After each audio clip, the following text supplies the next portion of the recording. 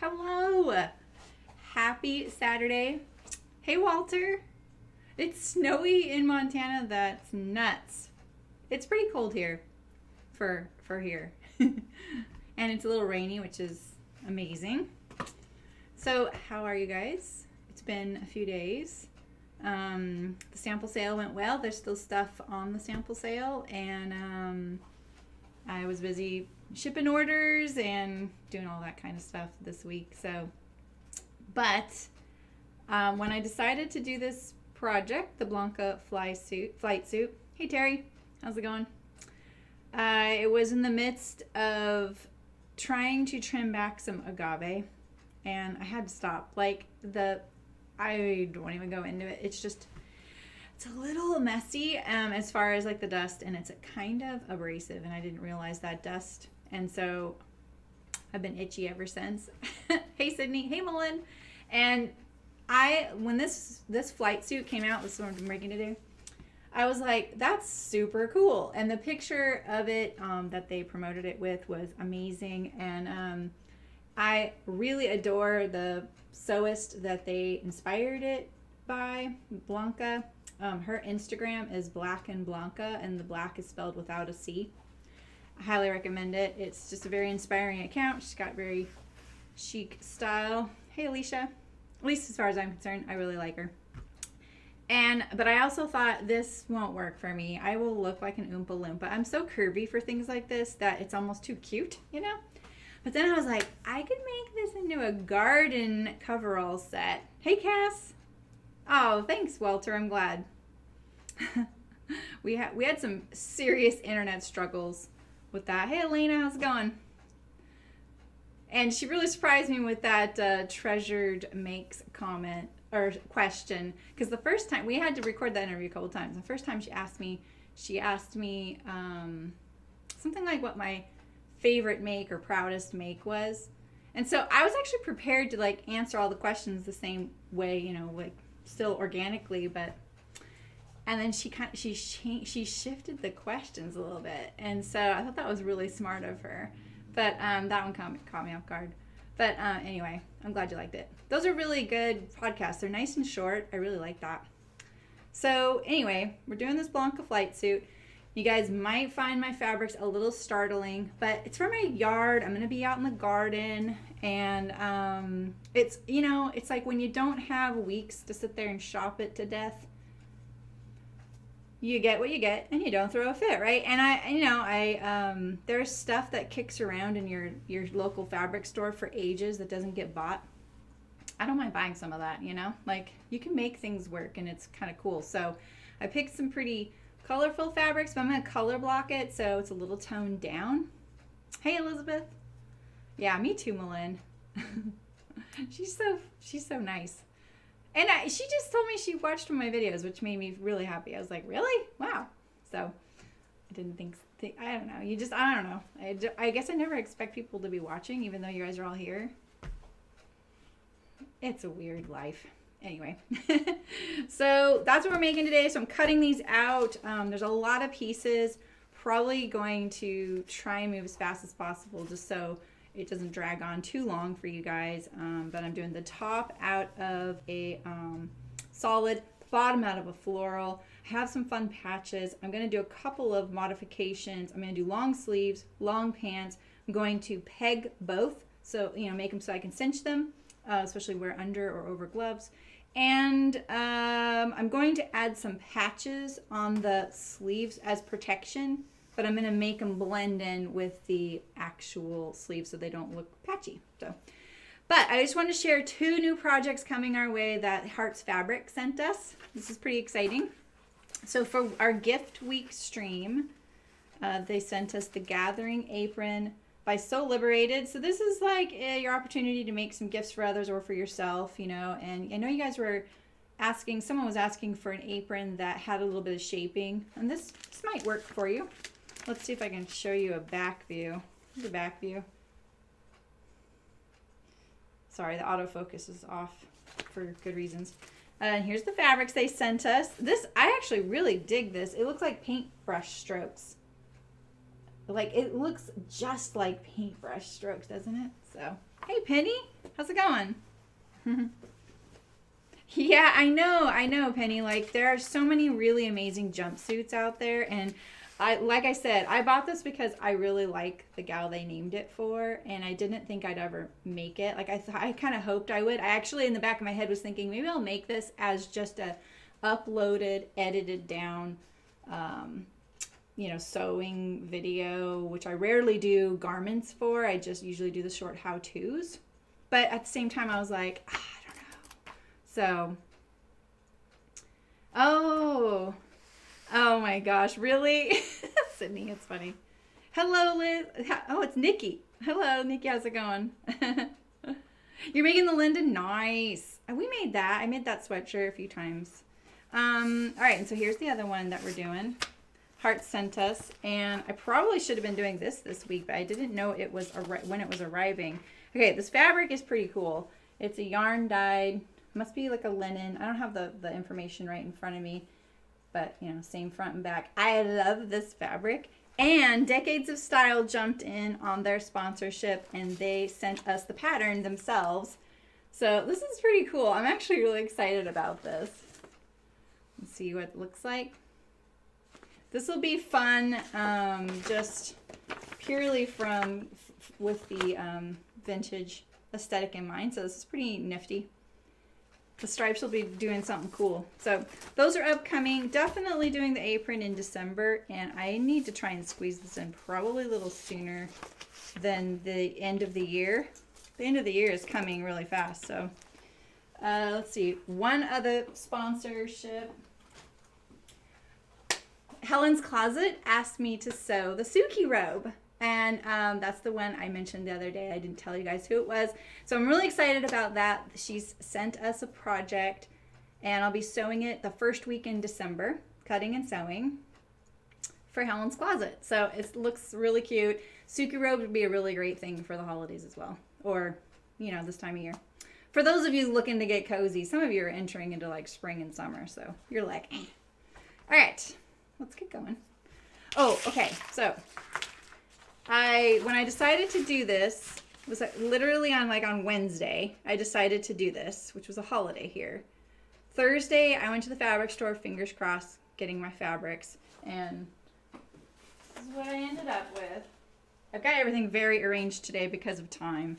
So, I'm going to make the pants, just hang with me here, okay? I know this is crazy cuckoo fabric colors and stuff, right? But trust me, I think it's going to be good. And remember, I'm out in my yard, no one's around, and I don't actually care, so. So these are being my pants of the flight suit. This is just like lining and pocket lining. I actually thought the pockets were different in my head, so I didn't have the pattern with me. And then the top is going to be this linen. They're both kind of heavy, kind of on that pre-canvas type of weight. And I'll probably, I'm going to make patches with that. I actually even considered lining these, but I don't want them to be too hot in the summer, and I'll be wearing them over clothes. So, yeah, Sydney, right? Oh, that's cool, Malin. Oh, good. You guys you're all way ahead of me. I love it when you're way ahead of me. Okay, so when I decided to do this, I realized that I was going to have to tape together 50 billion pieces, and I did not have much time yesterday. So I decided to use my local print shop, and they did it like in a couple hours or so, and I just wanted to share their info. I asked if I could share their info. They are probably online, but it's not like they do online ordering. But here's the deal, you guys. They let you select the size. If your digital pattern comes with layers, so when you're looking at the PDF in Adobe, on the left, there's a layers button going vertical. If you are allowed to click what sizes that you want, you can unclick or uncheck all the sizes you don't want. So you could check 3 of them if you want, and make sure you always check that top one, which has the text, the green lines, and all that. They will print it like that for you. So I wanted to share their information because I said, do you guys ship? Would you be willing to ship? I mean, I don't think you're going to get a lot of orders from the folks I know, but they might really like this aspect, and they're really happy to do it. Hello, Kim. Welcome. So here is their information. They're Metagraphics here in Chico. They will ship. This is, this is like a mom and pop place, but they're super professional, fast, easy to deal with. And he just on the phone was like, oh, okay, uncheck this. I actually sent him a screenshot of the layers I wanted, and I just wanted text and the size 14, and they did it. So you guys, my pattern looked beautiful. It was one set of lines. Oh, heaven. So if anyone wants to order from them, please they will uncheck your boxes for your layers. So, and a lot of pattern companies, pattern printers won't do that. So anyone, really, Beverly? You guys, really? That's really nice. You guys, that actually makes me feel really good that you guys are contacting pattern companies. I feel like they're starting to understand that I don't get anything out of doing a project unless I get to keep the garment, right? Which I don't need to. I got clothes. I'm fine there. I like making myself things occasionally. I love making myself things just to make things. I like to get it out of my system. But the thing is, they get videos on how to make their things, and they get the project back. So financially, they may have to pay to send me things and pay for the project, but they get it back, and it's a sample they can have there, or they can give away or sell, right? They can do whatever they want with it. We get another garment that we can explore and sew, and it's so great. And I do not make like thousands of dollars to do it. So I don't know why people aren't interested in doing it. Maybe they don't like my sewing style. Or maybe they don't understand it. So I'm just going with the don't understand it yet. So I think people are kind of getting the hang of it. Ray, hello. All right, let's do it. All right, so here's the Blanca flight suit. And that's my point, is that I think that's what it takes. I think viewers saying, hey, this gal, I like the style of sewing she does. Would you ever consider sending her a project?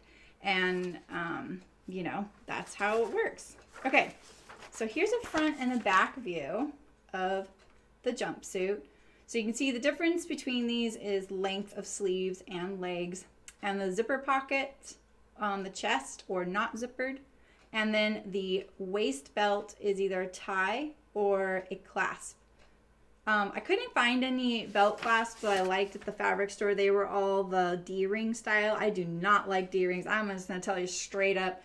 D-rings are dumb. I have strong feelings about D-rings. They're so frustrating to use as a belt. They just remind me of being a kid and having that dumb little belt, and it would just loosen up all day long, So here's some of my little things I've got. So this is also an opportunity that I get to use that fat chunky thread again. I'm wearing my Ames jeans that I used the green thread. So I just literally put the buttonhole on today in my jammies. So this is my top stitch thread. Here I've had this pink buckle kicking around my studio for the longest time. It was a sample at a show when I used to go to the outdoor shows. And I don't know why they had a pink one. They may have been doing a breast cancer awareness promotion or something. So I've had it, and I've been like, well, maybe it'll be handy. And I think it'll actually go good with all these colors. I have, I'm not a hoarder. I actually kind of get rid of stuff all the time. But when it comes to sewing things, I do save little weird things off things like that suitcase that can't be fixed and you're donating it. I'm stealing hardware off that guy before I'm donating it or throwing it away, I don't donate broken stuff. So where I'm going with this is trim from a tea towel. And so I bought the tea towel for the fabric. It was a black and white cat fabric that I got in Scotland. And it had this little trim. So I just cut it off, and then I finally removed it. I don't know where this came from, but it's like a twill tape. I washed all this stuff. And then I found zipper. So I had to be a little creative on zipper because I couldn't find the length I needed. They're not really a garment focused fabric store. They're mostly focused on quilters. But they have a really good bag making section, which helps me with garment sewing occasionally. So because you need the zipper and the zippers across the chest pockets, I decided, because I only found one zipper that was a color that could work. I know you're like, why'd you pick that color? There's a zipper facing. I don't know. It'll be great. But then I couldn't find two more matching zippers because I want the chest pockets for sure. And then I was like, oh, look at this. There's like, it's like 3 yards of zipper tape with all these sliders. So this is pretty exciting. Like, this is super chunky, but you know, you can clip the pole off. Clip the pole and put a different one on if that's too chunky for you. Let's see. Just like you, I get nervous about putting this stuff on, but no problem. That was really easy. So I'm kind of excited. I bet they haven't sold this bag of this stuff in years. You know, it's that kind of stuff that's sitting in the store. So pretty excited about that. I think I'm just going to do this. So I just put it all together. I don't think I'm going to use these. I ended up not throwing them in the laundry, but they were fun. And they were from like a little garland I had. And, you know, I don't really need to go there. But this is oh, and I got a couple buttons that are kind of flowers. So, yeah. Kitty jeans, yeah. Brooke, we all know and love Brooke, got me this patch of my Senor a long time ago, a few years ago, and Senor sadly passed away this week, very, very peacefully. I'm just going to glaze over this so I don't get emotional. And so I feel like it's oddly just perfectly timed that I decided to make these garden coveralls and incorporate this patch. And the reason is because Blanca, the gal who this pattern is inspired for, she incorporates a lot of patches, protest patches, feminism patches, whatever she's feeling and has on her Blanca flight suits. And I was like, what do I have? I want to be part of this club. And this is the only patch I have, but I have loved this patch. I saved it for something special. So Senor had a little tear in his ear, so I'm going to like embroider white floss to show it. So anyway, I'm really excited that he'll always be with me. So, all right. Now, let's cut these out. I've had to like kind of coordinate all the pattern pieces so I don't get any confused with which thing is with which fabric. I kind of glazed through the instructions, and I'm really glad I did because I didn't realize that there are a couple of details that are kind of cool, you know? Oh, and I don't know if you saw my Instagram story, but I made a cutout of my flight suit. You get the gist. And I put it over the floral fabric so you could see it, and this is a photocopy of the top fabric.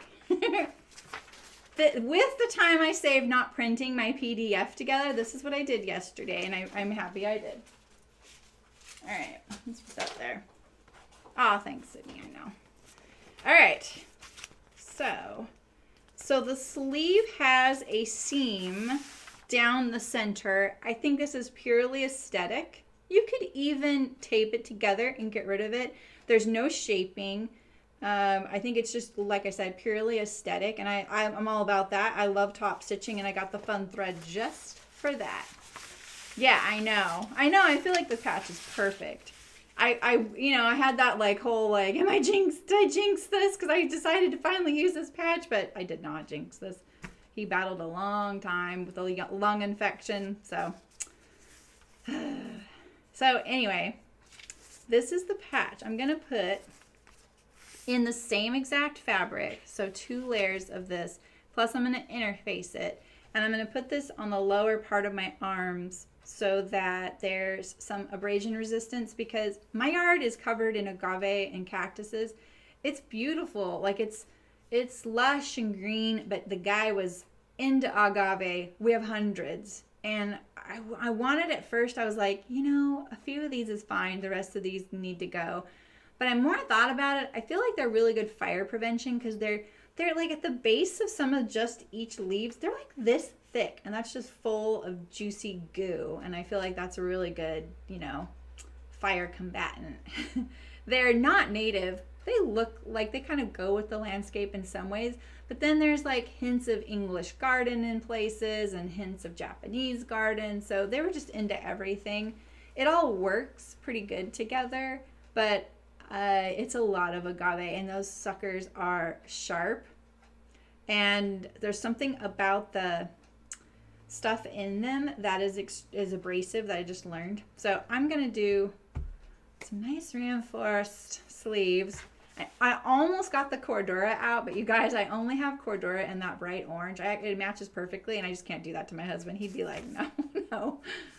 So, you're going to make tequila. I don't think it's that kind of agave. We have all kinds. We have the blue agave and other variegated kinds, but I have been learning a lot about them. Have I been learning a lot? I don't think I've been learning a lot, but I've been learning a lot about how to clean them up and make them healthier. And so you can't just pull off those dead fronds at the bottom or leaves or whatever they are. There's no way. You have to saw them off. I was literally using a chainsaw the other day. So I think having this suit's going to be really great. Okay, let's do it. So my patch, I decided here, it's going to go like this. It might includes a sleeve hem here. So it's going to go like this over the lower portion of my arm. Because a lot of times what I'm doing is I'm reaching in, you know, like even if you're pruning like roses or blackberry. I mean, this is going to be really great for blackberry picking because we have those as well. And you could reach in and hopefully it's just going to snag the fabric. I tried to find fabrics that were pretty tightly woven and smooth so that they wouldn't snag on things easily. So... right, Ray? The things I Google now are just so interesting, you know, like about my property and stuff. So it's kind of been cool. Like I went on like a month-long adventure about learning about prickly pear, fruit, and cactus. And I was talking to strangers on Instagram and messaging Brooke and, you know, and experimenting with eating them and things. So... it's been really interesting. My next thing I'm going to be learning about is olive trees because we have 100-year-old olive trees, several of them on the property. They're starting to drop some olives. They're not ready yet. And they're beautiful. I love olive trees. They're not native either, but they do grow in this region quite frequently. A lot of people cultivate them and grow them. This is where a lot of olives are grown in the States. So you can see I didn't really iron this fabric. One of my strategies when I cut and sew things is that I'll pre-wash the fabric and I'll kind of pre-wash it a little harsher than I plan to wear it because I'm kind of hard on my clothes. And I will iron the edges. Like this was crumpled up beyond recognition. We all know what that looked like. And this I kind of leave like this because I'm not going to iron coveralls when I go out to wear them. So if I ironed the heck out of this and it was nice and smooth, I'd probably gain an inch in circumference and length. And then when I washed them, they'd be a little small, right? So if I leave it kind of shrunk up and kind of wrinkly, and this isn't bad, then I hope that when I wash and wear them, they'll be the same size as how it is now. So prickly pear sorbet. Okay, I could get behind that. Like my explorations with the prickly pear are not done yet, but they weren't as positive as I'd hoped. Like I was actually pretty pumped up on the prickly pear because we have so much. And we have 3 different kinds. And I don't know, I was naively very excited, especially by what people were like, oh my God, I love prickly pear. I love, you know, people do that. And then I'm trying it and I was like, why? It tastes good, but there's so many big seeds in it. It doesn't make it worth it. So, but I think things like that, like if you're going to be making like I thought about jelly, we've all seen prickly pear jelly, but is it really just sugar that you're tasting? You know, it's like rosehip jam. I never know. So it's kind of a balance, you know. I need to change. I need to move this. No, not you. I need to move you. That's so annoying that I can't line that up. There we go. Oh, that's so much better. And then what about this little viewer count thingy? Where's that? I'm gonna move that right there. I like being able to see how many of you are here. It makes me feel good, and I like saying hi to you all. Okay. Now I don't want anything selected, and I can't unselect everything. Okay. All right, so yeah, with the prickly pear, like I tried the yellow ones, and I tried these other two, and you can eat them at varying degrees of ripeness. And they just get sweeter and sweeter and sweeter, like to a sickly, syrupy sweet. And at no point was I bowled over making it worth the seeds that were in there, because it was a lot of seeds, like big seeds. You don't just swallow them. I mean, I guess you could, but I don't know. All right, so I don't really like cutting the sleeve first. I feel superstitious about cutting sleeves first. So this has a really interesting pleat. Oh, I want to talk about some pattern adjustments. Let's talk about pattern adjustments and sizing, because I said I would talk about this. So I think a lot of folks, including myself, definitely have some trepidation over sewing a jumpsuit because of the sizing. Because this length from your collarbone, between the legs, along the rise, and up to the back neck, and that is definitely a tricky adjustment. So if you were wearing these unbelted and walking around town, you'd probably want a lot less ease in that total length measurement than what I'm going to go for. If you wanted to wear them like she's wearing them belted, and you know you're going to sit down, you need some ease, right? So I feel like this is the way, I feel like the easiest way to explain this and understand what you're looking for is if you wore a shirt, any shirt, and your jeans, doesn't matter what rise cut they are, tuck in your shirt, lift your arms up, and that blousing that you see, plus the addition of your rise, that's what you need.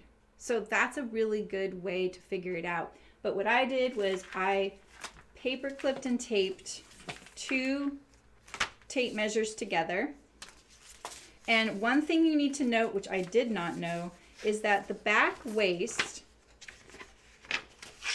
this back waistband here is sewn into the garment. I thought it was separate, and so I didn't know when I actually compared my measurement that there's actually a waistband sewn to the garment that's fixed. So that's going to add to the length of your paper pattern pieces. So don't forget that. It's not the same on the front. The front, it's loose. So yeah, there are persimmons here, tons of them. Now that I would love to have. You'll see boxes in front of people's houses. Hello, Journey. How's it going? Nice to see you. So for this, this is, nothing scientific here. Like I said, I paper clipped these 2 together. And I would actually paper clip it so that your ones of your 2 tape measures line up. Because then you can see the number of inches past the 60 exactly what it is, rather than how I had to kind of figure it out. I mean, I guess it kind of is like, So then I held it to my collarbone like this, right here. Actually, I did not. I held it to my shoulder right here. You want it at your shoulder. I'm gonna pull it across gently, okay? This is so much better with a friend, but how many of us actually have people around to do this? So now I'm gonna lightly hold these 2, and I'm gonna stretch. And that is my measurement that I want, right? The reason you want to do it to your shoulder is because that is a fixed amount, and it literally between your shoulder, between the legs and back is a circle, right? And it really is the longest and most confining area of constriction that you're going to get with the jumpsuit, right? So oh yeah, I bet, Sydney, I bet it's a little tougher there. Is he live somewhere warmer and drier in Oregon? Hey Lou, nice to see you. How's it going? All right, let's see. Do the prickly ripen all at once? They keep ripening all late summer, Ray.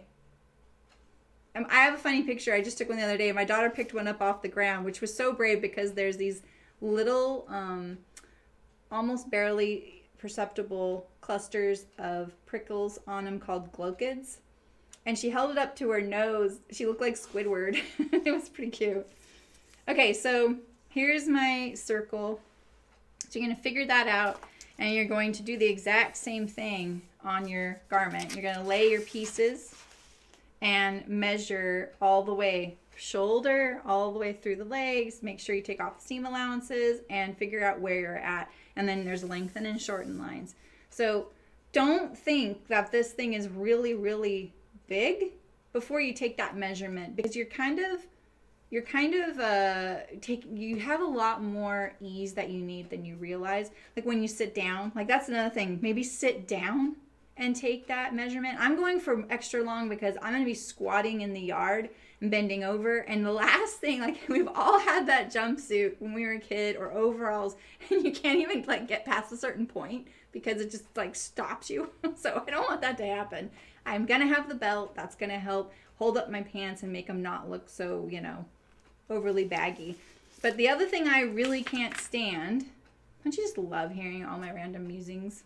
I'm just taking your name, Journey, is the other thing I really can't stand in any kind of pants, no matter if they're cozy, loose pants, or, snug jeans, is I don't like the crotch to hang low because it rubs the thighs. And that is extremely uncomfortable, in my opinion. It's kind of one of those, like, fitting pet peeves for me. We all have those little things that, I don't like things touching my neck, and I don't like my ankles or my wrists to be cold. You just have those weird little things, and that's one of them. I don't like because it's usually a juncture of seams that's kind of heavy, and it can be kind of abrasive. So if you're doing a lot of walking and you have something that's hanging too low, it gets really, uncomfortable. So this is great. I'm going for the belt because I think that's going to help it. It keeps it right there. So anyway. Yeah, exactly. Oh, when the first frost hits. Oh, that makes sense. They're definitely more abundant some years than others, but they're always abundant. The kind I like I like both. There's the oblong kind, the hachia, I think it's called. I don't know the name of it. Oh, he's from Reading. Yep, they have them there, I'm pretty sure. The hachia, people like to kind of freeze those a little bit until they get a little bit frosty, and then they just use a spoon and eat it out. It's soft. They're very soft. Whereas the hard, firm ones that are like flatter and more on the yellow side rather than red side, those are firmer, and I love peeling those and slicing them up and just eating them like in salad, or just eating them. They're really good. They're the only reason I think that they're not extremely popular as a fruit is because you can't just bite into it and eat it, like an apple. I don't know why we think why did oranges get so popular? Half the time they're just not that good. Those grow here too. We have a mandarin tree. All right, so the other thing I want to mention, sorry, I keep just getting sidetracked, is your sleeve length. I don't think I've ever really talked about sleeve length before, like the way I'm going to today. And it's something that I paid a lot of attention to in the outdoor industry, because when you're in like doing a sport or something, this kind of action is really important, that your garment's not going to bind you up and prevent you from doing it. I worked in the paddle sports industry, so obviously that was really important. So finding this, what did we call this measurement? I called this something specific. The way I like to do that is I always go from center back neck, not the center back neck down here, but right here. So I'm going to show you. So if I were to figure out the length here, this is how I would do it. Let's see, do I have a 1 at one of these? Yeah, so I would extend the center back line up, right? And then put my measurement at the seam allowance line here. And then I'm going to come along like this. So this garment actually has a pleat right here, which is really nice too for doing things like this. And you match that up. And the way I would do the whole sleeve, I did this so much in the outdoor industry. It was an extremely important measurement. And I think in something like this that I'm going to be moving and very active in, it's an important one as well. Try and get all these papers off the table here. So we find that there, and then we're going to come down just like this, right? So I have mine set for 32.5 about. I've already shortened it, and the way I figure it out on me is I put that at the center back neck, stretch out my arm. This is kind of tricky to do by yourself. And then I pull like this, and then I try and read it right there. So mine says like 30.5, I think. Gotta get it over your elbow. So it's gonna make the sleeve kind of long, but it's also gonna make it so that you can do that and you're not exposing your wrist. There's poison oak at my place too, so. Yep. Sidetrack. Right? I know. Oh, I love the naughty students here. You guys make me happy. I'm sorry I'm going so quick. I would love to just hang out and chat. I think we should do another Zoom meetup, you guys. Do you guys want to do another Zoom meetup? Anyone wants to do a Zoom meetup, email me, sosolive@gmail.com. And I'll put you in the Zoom meetup. We had a few last time. It was really fun. So let's do it again. So email me, sosolive@gmail.com, and say yes, please. And make sure you email me with the email that you want to log in with. Okay? Because that's the invite you'll get. And I will not allow someone, and it becomes a whole catastrophe. Penny can tell you all about it. Or was it Patty? Hello, Louise. How's it going? Anorak fabric. What do you mean by anorak fabric? Are you looking for something waterproof, breathable? Or are you looking for something like a ripstop? Tell me more. What are you working on? All right, so let's start cutting out. So make sure that you figure out your sleeve length, right? There is a shorten, lengthen and shorten line right here. You just cut it, overlap it, boom, right? There is a 1.5 inch seam allowance, so make sure you measure to the seam. Get rid of your seam allowance here. You saw that I overlapped it 1.25 inches because there's 5/8 inch seam allowance on each. I don't know, Sydney. I didn't see you didn't email though. And I replied to you, Sydney. So that Sydney sent me some slipper patterns because we've been trying to come up with gift. Anyone have gift like pattern ideas for gifts for our gift sewing week in December? It's nice if it's a free pattern so everybody can, there's like, there's a lot of patterns out there, right? So she sent me some slipper patterns, and I didn't reply to you, Sydney, about doing timestamps. So if you want to do one, just let me know what garment you want to do. Really. Oh, nice, Louise. Oh, you're settled in at your little getaway. Yeah, no worries, Louise. Yeah, that's family. That's great. Okay. Now I'm gonna start cutting. Okay. This is the chunk I cut out for my little experiment. So here's my patches. It's so annoying that I can't go all the way up there, isn't it? Look at that you love how even that it's cut, right? California rain jacket. I replied to you yesterday, Louise. Did you not get it? Let me know. Okay, so Penny, you're in the States, right? So I personally like shopping at the Rain Shed there in Oregon. You need to put the in front of it. Or I actually think they moved to Washington. The Rain Shed. There's also Seattle Fabrics and one in Colorado. What's the one in Colorado called? Denver? Is it called Denver Fabrics? They all three have a good selection of outdoor fabric, but I kind of like Rain Shed because I know the quality that they have is actual fabrics you get you buy off the rack because they're buying from factories. Because I know we used to sell to them. And they also have a different way of explaining things that's a little more simple and accurate and technical. So, hello Hello, Allison. I didn't say hi to you earlier. Oh, yeah. Double gauze. Not waterproof, water resistant. Yeah, any of those will work. You don't have to seam seal it.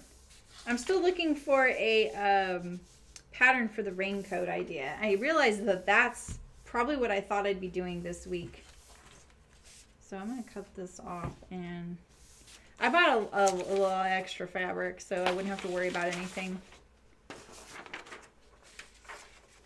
So I want this zipper pocket to fit my iPhone when it's zipped. You know? And I don't think that will. So I'm going to make this, what if it were zipped like that? Yeah, because I could zip it and slot it in there.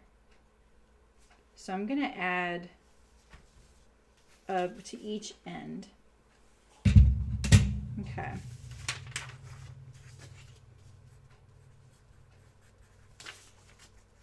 Let's hope I remember.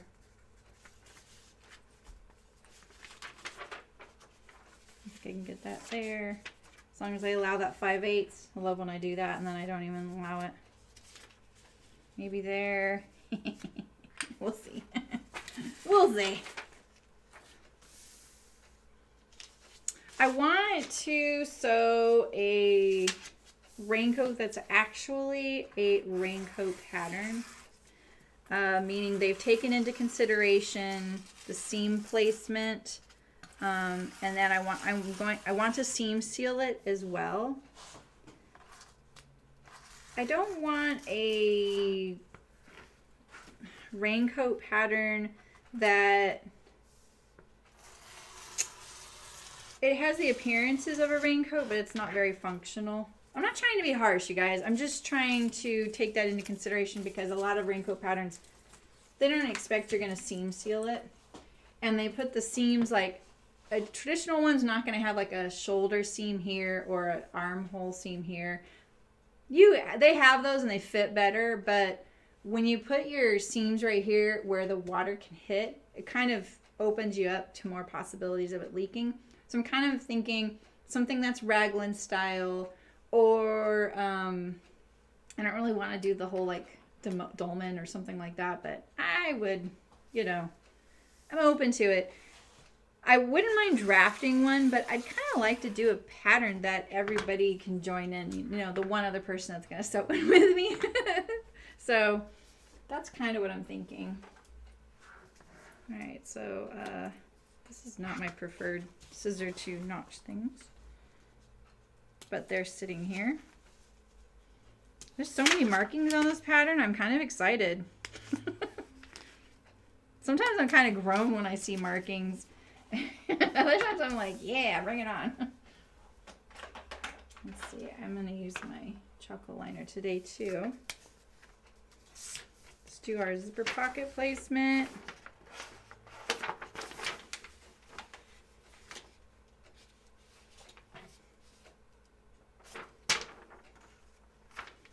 Front hip pocket markings, okay.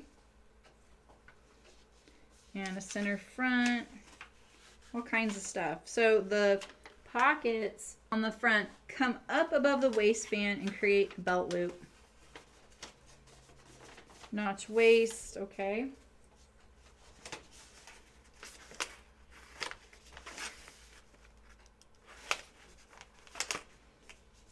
And I don't know what this center front notch is for, but we'll do it. And maybe I'll do a little snip here. Oh, I uploaded 2 new videos yesterday, one on taping PDFs and one on sewing set-in sleeves with French seams, which I'll be doing on this garment actually.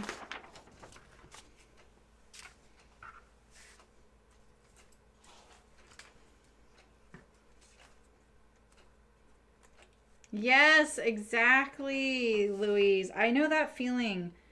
And I know. I still have the one. I have to show it to you guys. It's like my only thing I have from working there. I'm telling you, it's terrible how unsentimental I am. But yeah, like my husband got me a nice one, and it turned out that it really should have lasted a lot longer, and it didn't. so I don't know how nice it really was.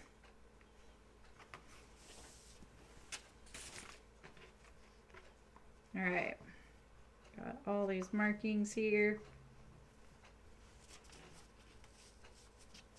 I think that these are for the belt, the pocket, and the center front zipper. That is my guess. It's a mystery. Hey Melinda, how's it going? Yay! How's your pants going then? Have you gotten to finish and try them on your sample, your prototype?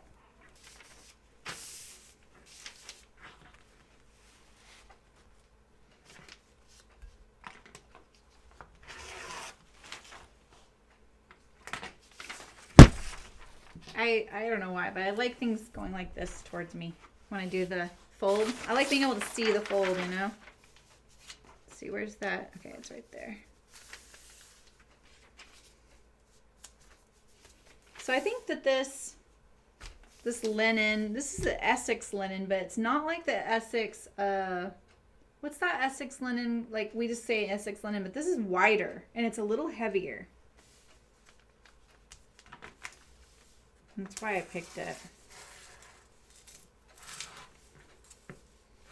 So it's not technically a dart, it's a pleat. And so we're gonna fold this edge stitch it, and then we're gonna pull it over to these notches here and create a pleat. And then we're gonna stitch down this pleat a little bit, just like up to here, so you can still have the movement you're gonna get from this cool pleat detail in the back. I'm kind of excited about that. I think it's a really great detail.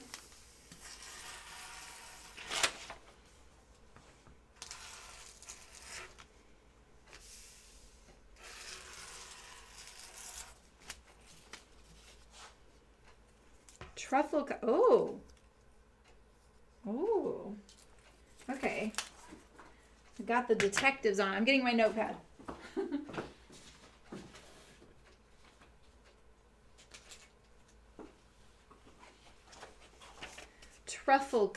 Truffle coat raincoat.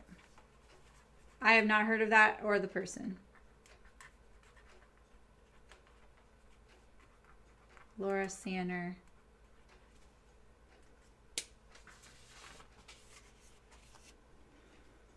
Oh, nice. Sounds like it's going good, Melinda. You can just use the existing, did I already cut this? Grade lines and just kind of blend them in to go down, or try them on inside out and see where you want to taper it, and then take that amount off, the amount from your seam allowance to your pin that you pin, you know. This is my center back, which I kind of know that. Let's mark this. I'm just going to do a little nip here. Round necklines, less is kind of better. All right, so I'm going to leave this with this because of the line. I think what I'll do before I sew is I'm just going to iron it. That way I know exactly where to go. They say to mark with tailor's tacks or carbon paper and tracing wheel. I have none of that. I still don't know what tailor's tacks are. I know. Terrible. Maybe I know what they are, but I didn't know that's what they're called. I don't know. Oh. Okay, see, I'm already trusting a raincoat that might be from the UK. Okay, so what do I want to put here? I want to put my pockets here.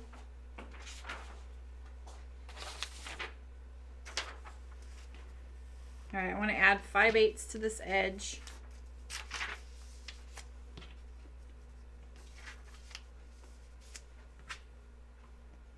Kind of want to put these separate.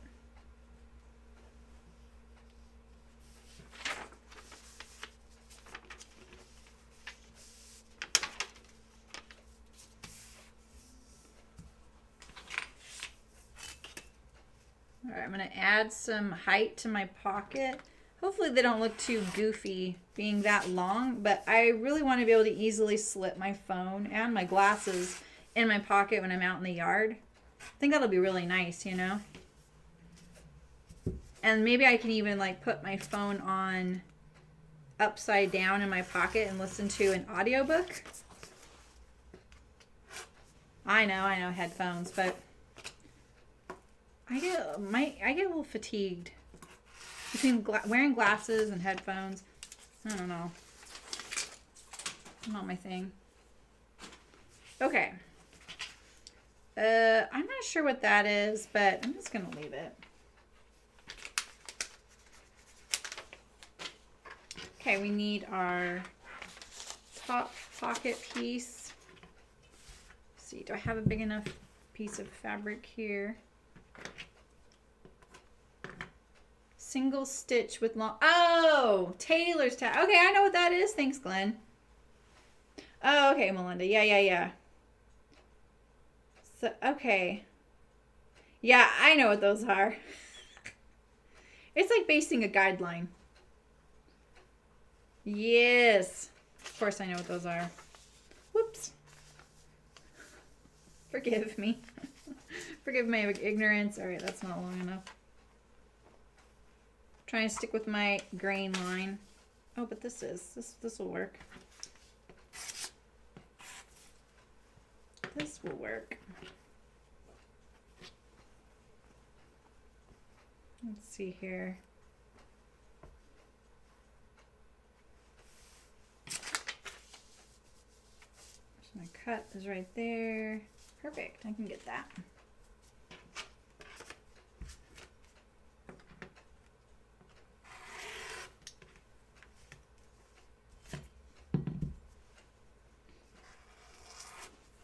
So I'm cutting a size 14 straight up. I'm not making any size modifications, mainly because this is going to go over my clothes. So I made it, I was really close at the top end of the 12. So I thought I'm going to go, and a little into the 14 on the bust. So I decided just to do the 14. And someone said, oh, I've made that. And I said, oh, what tips do you have? And she said that I've been throwing fabric in my recycling bin. She said that the sizing fits a lot like their other patterns, and I typically wear a 12-14 in the closet core patterns, so that kind of helps. That was a good tip, you know. Elena, I love that. Now that's priorities. I like that. Okay. I don't want to remember what that is. All right. These can go in there and there. So let's see what we have left here. I've accordion folded my fabric. Still got plenty. I'm going to make my belt to fit the buckle that I have. I used removable tape. These I want to stay like this. So like I said, the sleeve's in 2 parts and it looks purely aesthetic. Look at how much the selvage didn't shrink. Can you see that? It's kind of wavy. See that? It goes like this. Kind of trying to stay away from it. All right, we have that. Just gonna line it up right along that edge, and I'll just use the same line to cut both.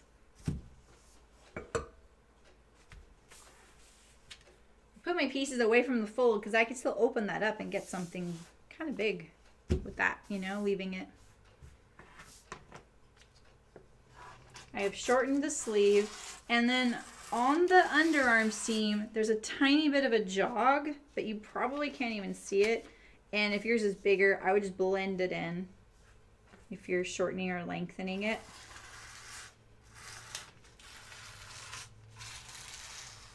You can really see that waviness right here, but I think the other option, oh, I want to tape this. I accidentally got a little overzealous when I was cutting apart my pieces right here. I never taped this little guy right there. Another thing to think of if you're going to do this for like a utility reason is if you needed any waterproofing here, or say you're going to be reaching into things that are always wet, and maybe you just don't want your sleeves to get too soggy too quickly, you could do something like a waterproof fabric, like a Cordura with a kiss coat on it, or waxed cotton canvas. I almost did that, but I didn't have a good color. They're all kind of weird. So that's another option you could consider. I think thinking about these in the way that, ooh, shoot, makes them useful to how I want to wear them kind of brought out the fun side. Oh my gosh. Don't even look at that catting. That was terrible. Just look away.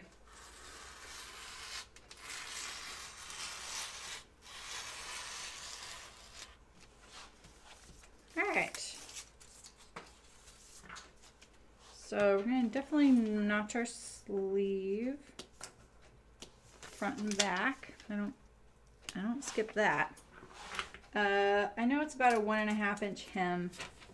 I'm going to peg my hems. I'm thinking either of doing an elastic cuff or a way to cinch it.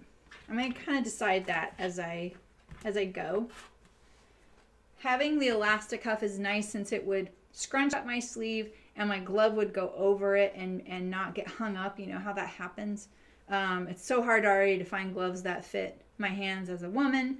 So they're never small enough. So they're kind of get in the way. So there's that. But getting it on and off over things, especially like at the end, sometimes, what if you have a bunch of, you guys don't have to think about these things, I know. But what if you have a bunch of cactus spikes in it? Because I have a problem with one of my gloves. They got so many cactus spikes on it, I couldn't get my gloves off. I got new gloves.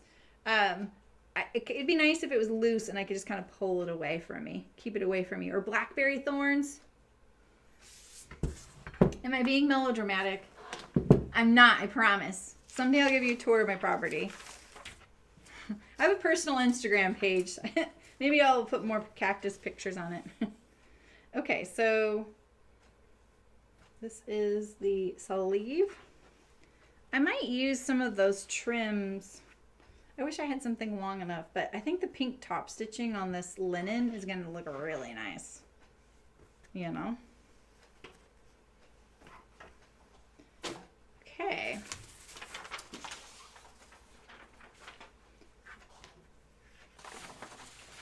All right, so I just have, I think this is all I have. I may discover something in the pile over there, but I have the collar and the belt. This is cut too. This kind of fit kind of nicely, but I'm using up that fold. It does have the grain line going along this way.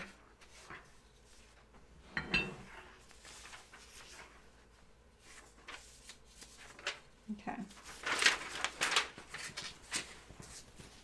Okay, Louise. Nice to see you. Yeah, no worries. Sleep well.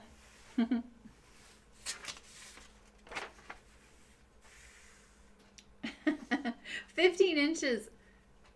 Wait a minute. Your pocket on a piece of clothing is this long for a Nintendo Switch? I thought the Switch was this big. Isn't it like this big? Have I ever held one of those? I don't even know. Am I looking at the wrong conversation on there?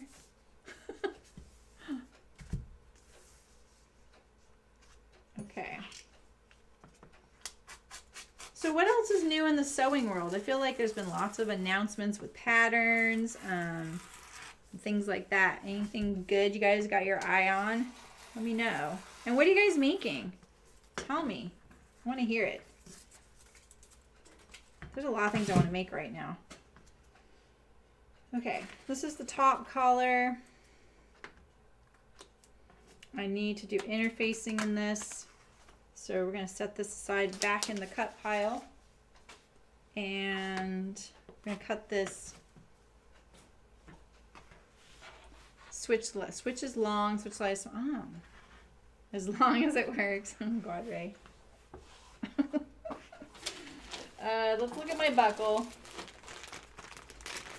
I have a feeling this belt is a little wider than my buckle, so we're just going to trim it down a little bit. So we'll just make it very visual. We'll fold it along the fold line. There. Why is there a notch there? Clearly, oh, maybe you hem it over it? Trim on for buckled belt. Okay, good to know. Alright, I'm still going to, just going to fold this. Get rid of some of this paper.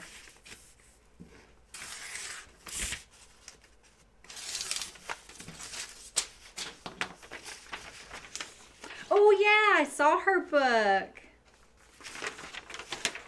Oh, I see Elena. Oh, that's nice, Melinda. You better get on it. I love that you're making your mom things. I want to make my mom things too. And I know she seems interested. All right, so this looks like a 1-inch buckle. So I need this to finish 1 inch, and it's, you know, 1 and, oh, that's a weird number. Like 1 5/8 plus, maybe 1 3/4. So do I leave it this wide and then taper it as it goes into the buckle, you know? 'Cause this is what it looks like. So having the wide buckle is nice, but let's be honest, is it actually going to wrinkle and pleat in the laundry? That's heckin' annoying, isn't it? I think I kind of want to leave it the same width and then just pleat it right before it goes in. I'm already imagining me going click, putting my garden coveralls on. So, oh, the toaster sweater. Why did I do something time saving? Me? You know, I've been thinking about that toaster sweater. I actually thought I saw someone post a toaster sweater. It may have been Sew House 7. And I was like, oh, the toaster sweater. I'm going to get that out. And I was like, no, that was for hearts. I loved that fabric. That fabric was amazing. I should have bought some. It was so cool. I'll make this decision later. I'll just leave it up to me later. How's that? Why I do today, we can put off later. Right? All right, so I'm doing the belt, so that's why I'm lopping off this shape here.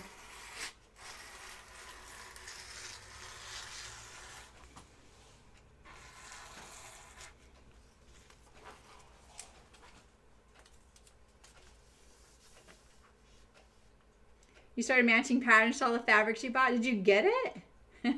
I kind of remember when you were doing that fabric shopping, Sydney. You were Instagram storying it, if I remember right, right? Okay.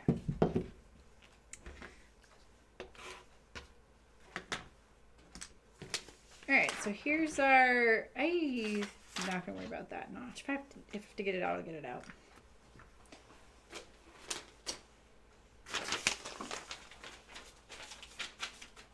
So let's do my sleeve patches. I'm so glad I bought extra. I had this feeling, you know? So the pattern doesn't come with instructions on how to color block it. Ray! Thank you! You're so cute. Thank you, Ray. You're the best. Oh, okay, Michelle, no worries. You can put closed captioning on.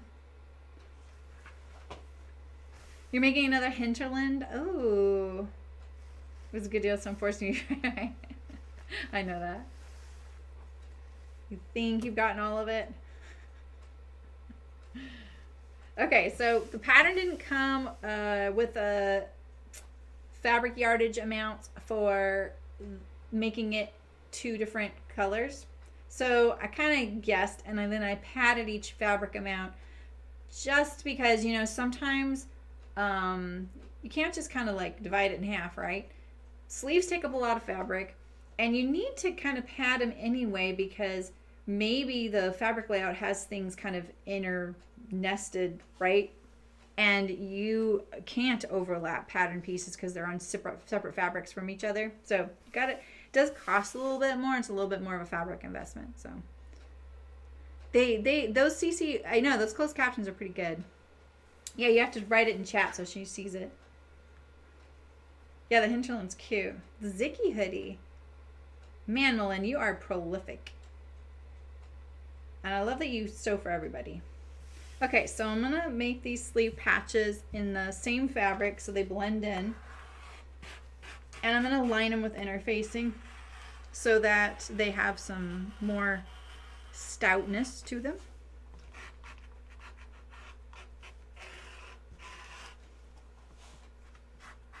This stuff's kind of curly. It's kind of fighting me a little bit.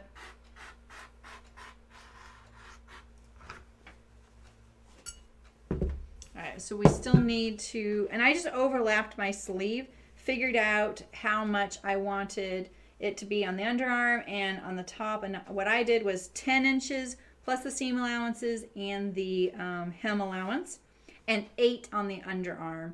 Hopefully that's enough because I don't really have any extra fabric to kind of adjust this. It's an experiment, right? Alright, so we have this left. Dang, I thought I'd have a lot more. So let's see. I'm gonna go for the pants now because I want to do the contrast pieces last just in case I decide to do something different. So these are gonna be the pants. I have a lot of pattern weights today on the table because I thought I might need them. This fabric's been sitting at my fabric store for a long time. It is just as bright in person. It is bright. It's that cotton canvas stuff. I think y'all know what it feels like.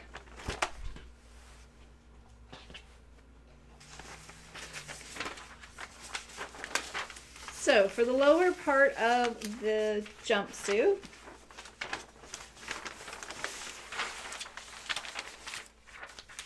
there is the front and back pant, and you have this back waistband that I noticed, right? So there's that.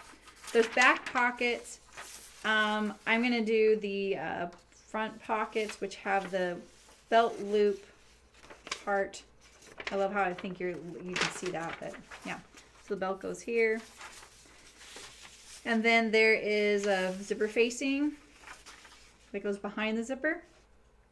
A button tab and belt loops. I'm going to do all of it. And I'm going to do all of it in this fabric. The button tab goes on the pants cuffs and on the sleeves cuffs. So I might actually cut this in the... Wait. Maybe is there a button tab on the sleeves?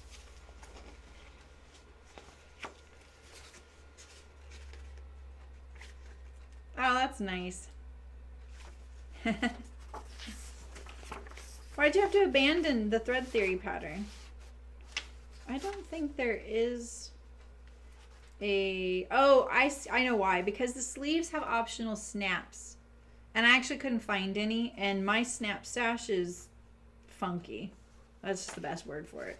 I have these... I finally recently, like when I did the sample sale, I'm really trying to just like consolidate stuff, you know, and I want things to find homes if they can be used before they're like too old to use, you know. So I was going through all of my, all the like samples I got from vendors. So I had all these like baggies, and it would have like 4 snap sets or 3 inches of webbing and different weights and colors, and usually weights, not colors. They don't give you many colors. And I finally went through that. I had a really organized like bin of them. And I pulled all the things out and I put like my snaps in my snap drawer and the webbing pieces that could be used in the webbing. And I found all these snaps and I was like, ooh, this is cool. They didn't give me male and female pieces that I can tell. They only gave me one side, so I can't use them. So I was kind of bummed, and I looked at the fabric store, but I didn't really see anything. And I didn't really want to also buy any hardware to have to like install them. I just wanted, I was already getting up there in price. So shout out to my fabric store. They gave me a nice little discount because they hope I'm going to teach someday, and that was really nice of them. So, all right, let's pull off. This is for facing. I probably need one of those. So we have this. And I think I can fit some of you guys over here, and then you are on the next round. I have too many weights, I think. I thought I'd need more. How's it looking on the table there, or the screen? I gotta move my fabric. Let it fall off the table. Got my rabbit punch. Have you guys ever seen my rabbit punch? See, it looks like a rabbit. I have watermelon weights on it. Geez, this is his ear. It's really heavy. I'm like, ugh. It's my hole puncher. But it holds my, ooh. See, here's the holes it makes. Biggest confetti. I need to get it out of the way right now, though. Okay. Almost fits on the camera. So I need 2 of this. Mine fits across. That's pretty nice, eh? Cut 1 interfacing. All right. Let's look at the, okay.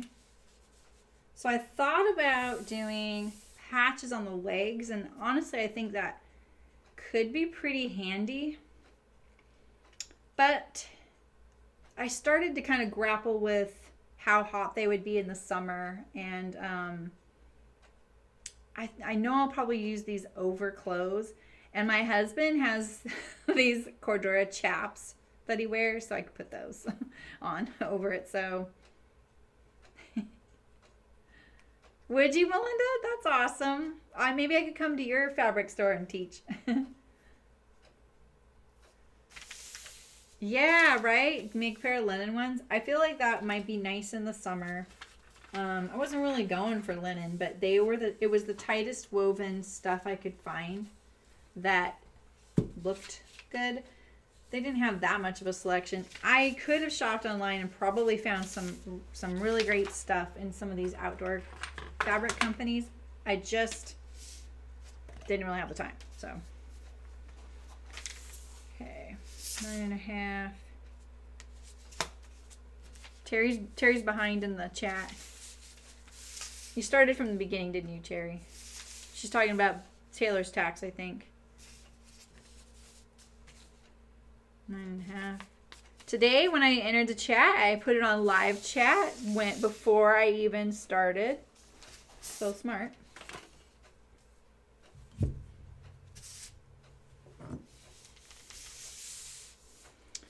So I'm leaving the length. I'm kind of hoping that I calculated it right, because I didn't realize there was this back waistband. But with the seam allowances gone on this, it adds 1.5 inches. I think I can handle that, you know? All right.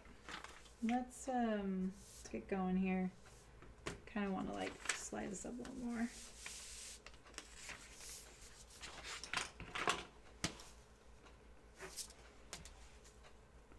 All right.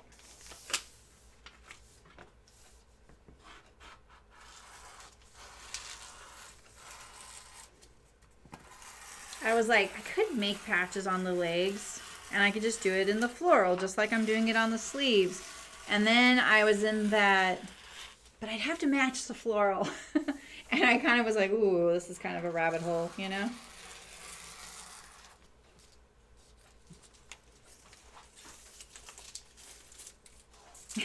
Right? There's a lot of A lot of work we have to do to join a live chat on YouTube.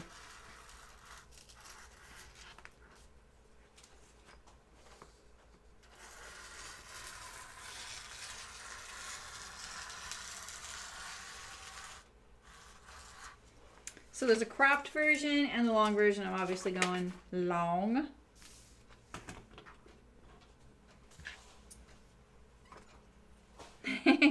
She won't see it until she catches up, Penny. I'm just going to notch all this.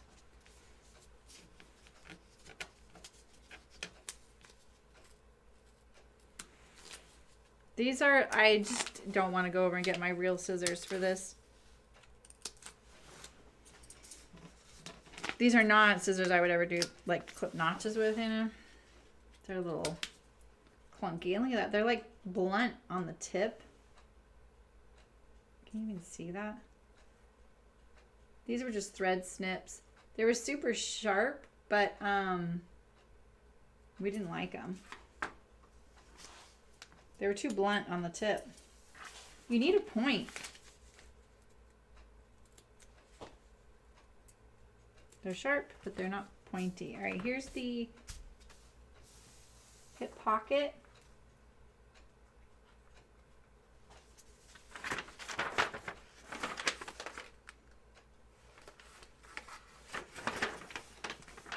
These are on the outside, so I can actually mark these on the outside. Not on the wrong side, which you normally would mark pockets for. At least back pockets. Zipper stop marking. Yeah, I'll do that. Yeah, that'll be good. Okay, we did all these. Button tab. So they have the button tab for the cropped version. I'm gonna put it on the long.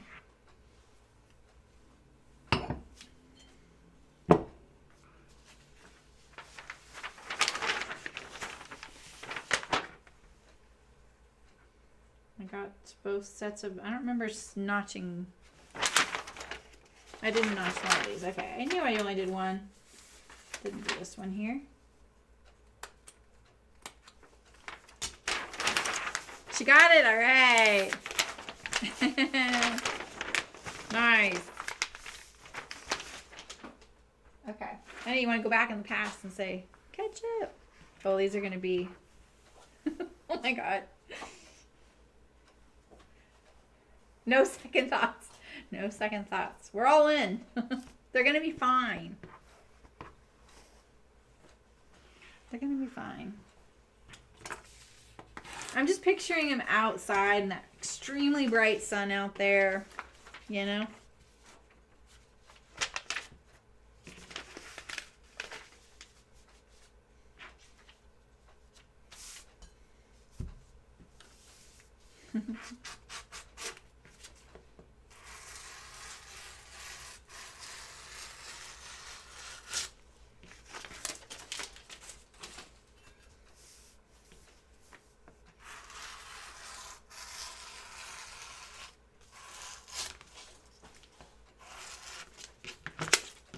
Okay.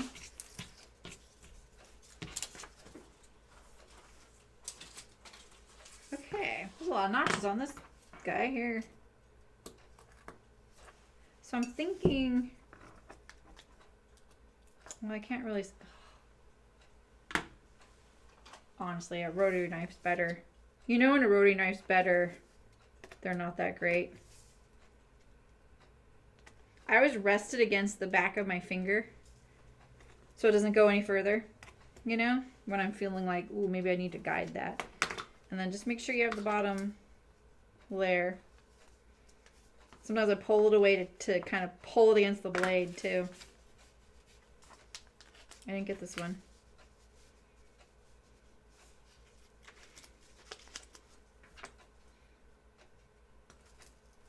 So I pull it so that it pulls it against the blade and cuts it. Okay.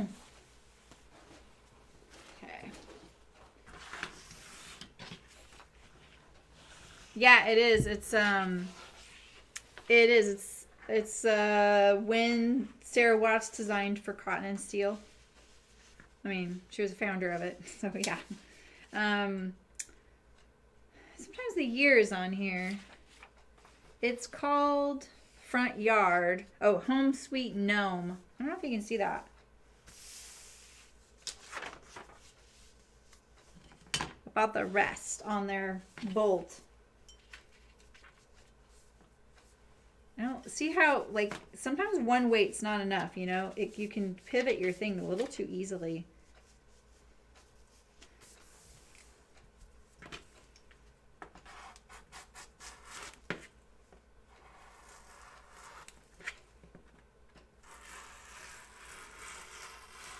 So next week I'll be sewing part 1 and part 2 of this. It's like 2 garments, right? Because it's got pants and the bottom. There's a lot of details on this. The front zipper will be fun. I don't think we've ever sewn a zipper in that style. So that's cool. And the zippered pockets and top stitching, a pleat, some embellishments, button tabs. Like, there's a lot on this. This is gonna, I'm really into this project. And then the week after that, here in the States, it's Thanksgiving. And then after that, we're doing the Suki robe, sponsored by Helen's Closet. So that'll be awesome. I'll be cutting and sewing it. And after that will be the gift streams week. And so far we have the apron. And then Sydney, that slipper pattern, I printed it out and it doesn't come in sizes. So I'm a little concerned about that. I was pretty excited about that. It's from Melly Sews. All right, so we can do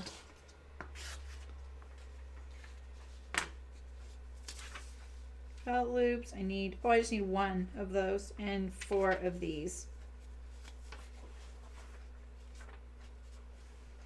Do we fussy cut these or what? Let's see. We can just do the belt loop on this little piece here and maybe even the tabs. Could we do anything else? Look at those flowers right down the fold.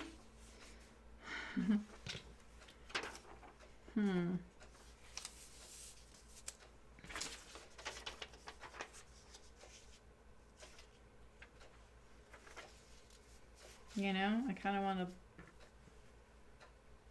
button tab. Well, yeah, that'll work for both. Let's get those centers of those flowers lined up.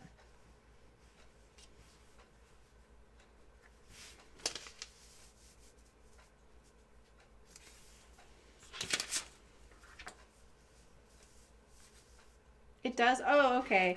I didn't see instructions. It must be in the blog post. And I wouldn't even have read that. So that's good to know. I didn't even think about that. I just downloaded the free pattern to check it out. I need to buy a pattern from her just to support the fact that she has so many free patterns in her catalog just by signing up for her newsletter. And then I think this is how it works. I couldn't figure out how to log in. And then I realized that in her newsletter, she gives you the current password for it. That's pretty clever. All right, so these 2 are fussy cut. And I'll just do anything for the underside.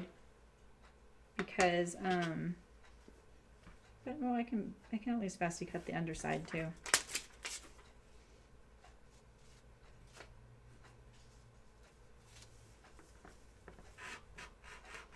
But there's a lot of things on there. I was even like, oh, I bet my daughter would like that chapstick holder for your keychain.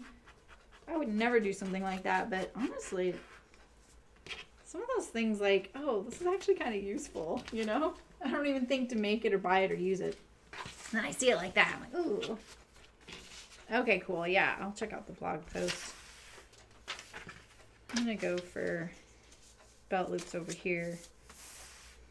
The lighter colors because sometimes your eye goes right to one that's contrasting.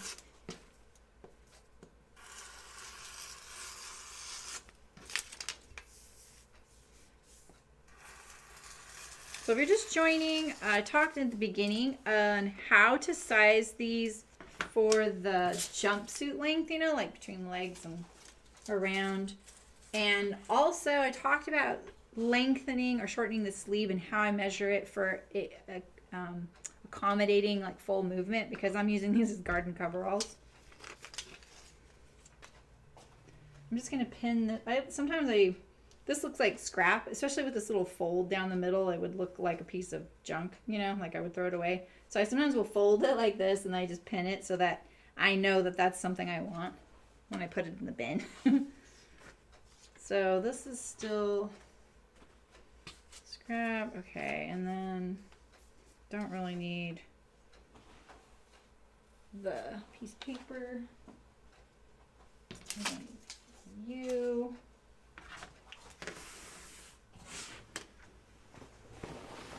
Okay.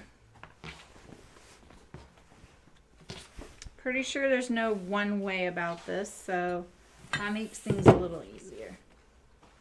These are my pants. These are scraps.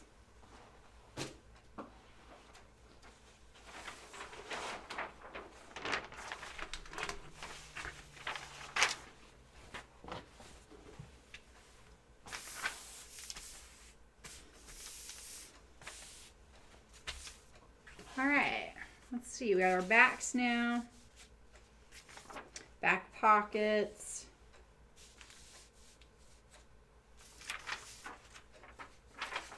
Front pockets.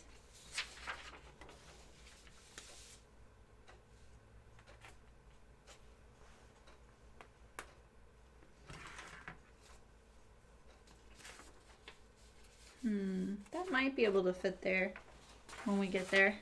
Maybe.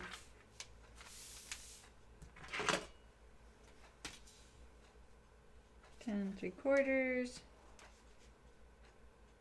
Oh, it's almost exactly.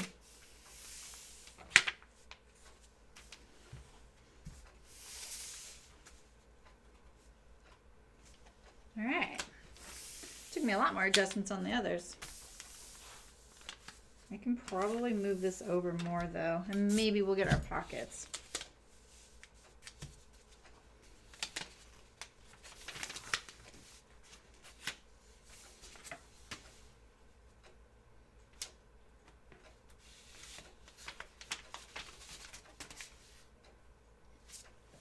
Nice sturdy paper.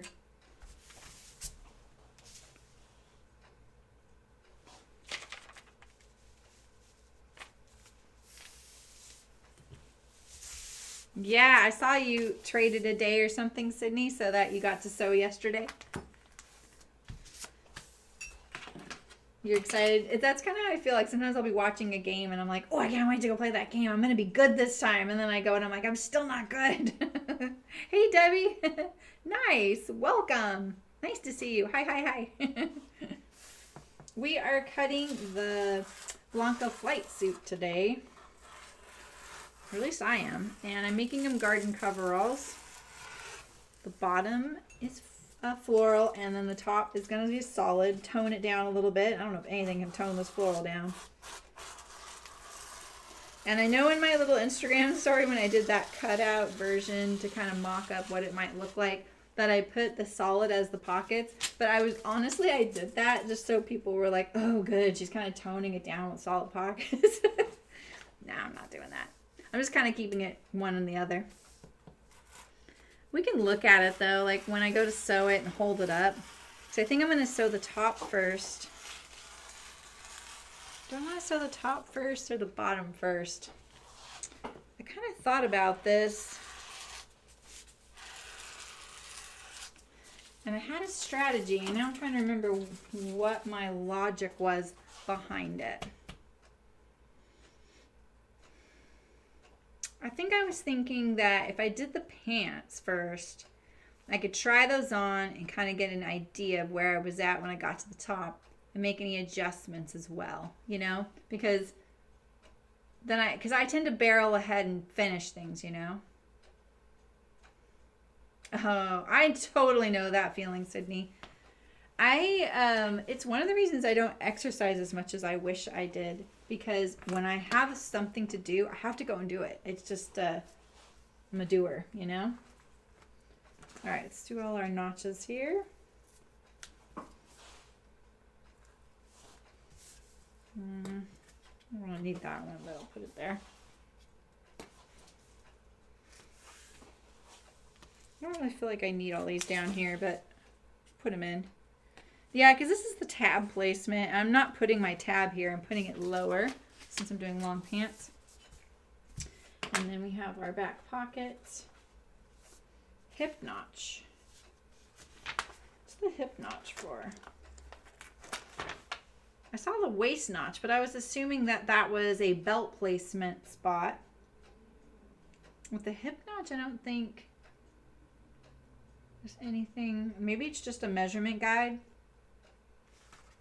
That is nice. I do appreciate that I'm starting to see on some of the indie pattern companies, they're adding like a waist, a bust, and a hip measurement line. Same with calf and thigh, because those actually do exist on a lot of commercial, like big box, like the big four patterns, and they're really helpful. Because knowing where they considered the high, low, whatever hip they're calling theirs. Wait, why do I have? Oh, okay. Like, did I get that first one off?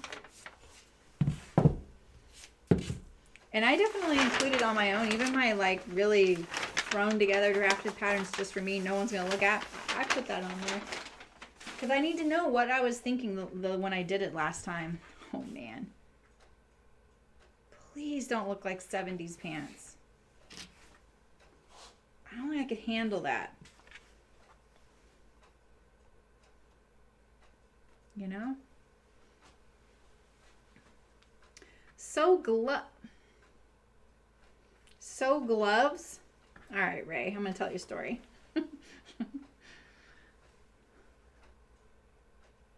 Right, Beverly? I love that show. I'll probably watch it again. Yeah, right, Elizabeth? Exactly. I mean, it doesn't cost anything to do that, you know? Like, that is, they know it. Why not? I'm just going to not pin this one all the way so that I know that was the one that wasn't a pocket notch. Yeah, gloves are definitely a specialty. Like, I've knit gloves before. More like the 60s. Oh, dang, you guys. I may need to rethink some things. Like, I'm picturing myself out there looking all, you know, gardeny and colorful and cute. But now I'm feeling like I'm going to have daisies in my hair and bell bottoms on. Or not even bell bottoms.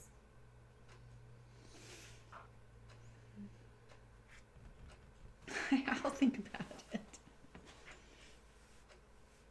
They look so... Oh, man.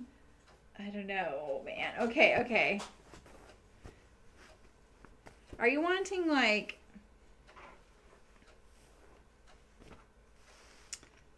Do you wanting leather gloves? I am just not a leather sewist. That's definitely a niche. Or not even a niche. It's a specialty. It's a specialty. It's not my specialty. You need like a winged bladed needle. You guys, I have hives so bad right now. I'm trying not to itch. I sewed gloves once for a client, and I almost fired her because these are not bell bottoms. That's right. They're not polyester. Hidden pocket and lapel. I'm not made of Chappelle's. Stop it. Stop it. And she needed them quickly. She was a really good client.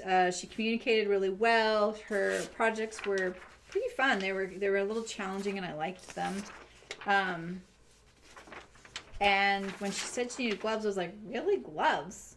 okay, I'll give it a go. And her pattern was went together really well, and meaning like we didn't have hardly any edits. We got this fit on them perfectly. And then she's like, can you please sew me a prototype for not a prototype, but a sample. And legally I didn't sew samples because I couldn't in the state of California. You can't sew. It's a whole thing. I know it'll start a topic of discussion, and I've mentioned it before, but in California, there's an old law in the books. You cannot sew clothes in your home for sale. It's illegal. You have to have a garment manufacturer's license. So the way I got around it was I made prototypes, and I didn't put zippers and buttons and buttonholes in them. Zippers sometimes, but not buttons and buttonholes, so that they weren't wearable. And that's the way I could legally do it. So gloves were an accessory. They are wearable, so I wasn't too worried about it, but I said, okay, fine. And then she sent me, she was, all right, I'm going to overnight the fabric to you. She sent me fake fur. And I called her up on the phone. Like, I try not to talk to anybody on the phone. I called her up and I was like, dude, fake fur? She's like, I really need, please, please, please. Because fake fur, burlap, and minky are all outlawed in my office. And that was one of the projects that for sure made me go, yeah, I'm sticking to this. It haunted me for months afterward, that stupid fur, you know? Gosh. Left a face hole. Oh my God, I can totally see. Oh, so you want me to like put my face in the daisy?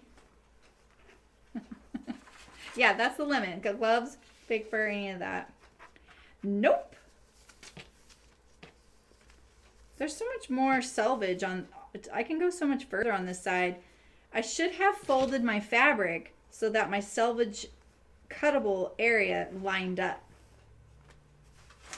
I usually do, but I didn't even think about it. Secret money. You know, I think zippered back pockets would actually be handy as well. I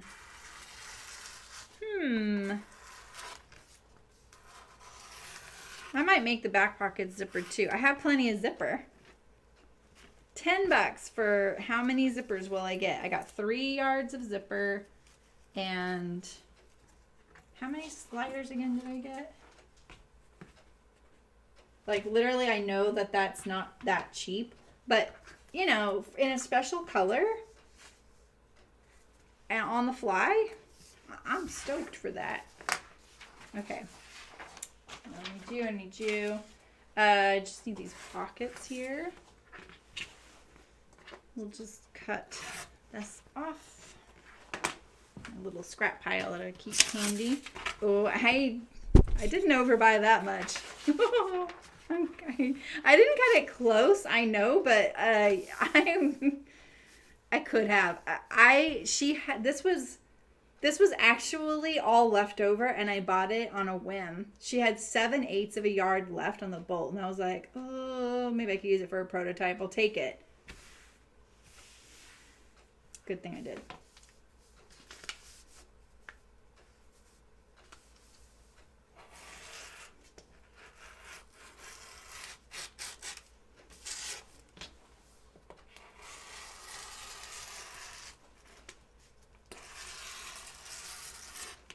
Okay, so what I have left right now is some undercollar, some pocket lining,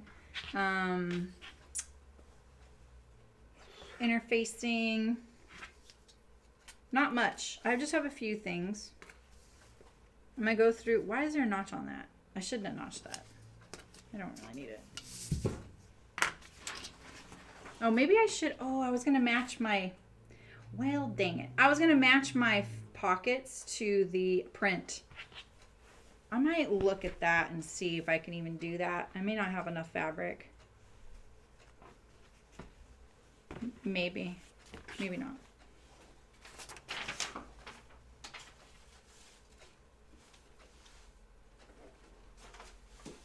Okay, so I have these.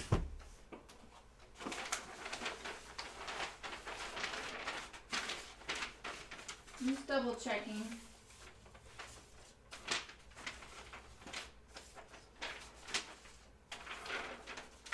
Okay. So I'm going to cut my lining for my sleeve patches there. And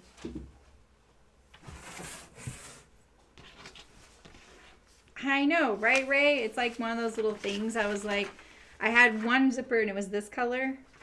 And I was like, oh, this is kind of fun. And then I couldn't find two more to go with it that were the same color. I could find two that were like this color. And I was like, that's okay. But I don't really want to go get two out there, you know? I only laugh because, you know. All right, so this is on the bias. They like doing their undercollars on the bias. I'm actually wearing, wait, the Archer button-up, that's grain line, isn't it? Yeah. So I'm thinking of doing the undercollar in this and the pocket lining in this. That doesn't matter so much, but what do you think about the undercollar? Maybe I should do it the floral? Actually, I'm going to use this to reserve the floral. And I think I'm going to do this. This uses less fabric. I would have this whole piece still here.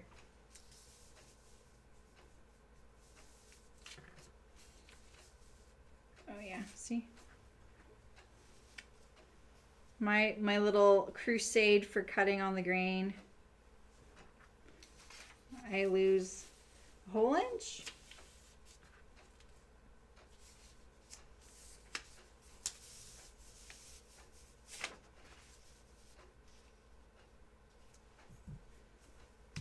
Okay.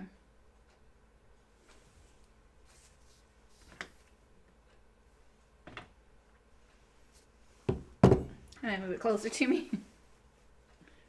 It's like trying to eat at the table, but your plate is over here, you know?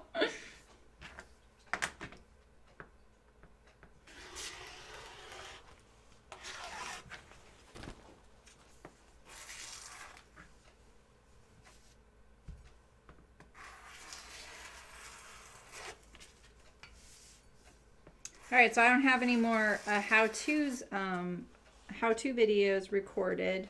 I have a list. I'm doing really good because I'm keeping a list of the things that pop into my head. But does anyone have any requests for a how-to video? I could have done the zipper tabs in the underside. I always take suggestions if you find it would be useful.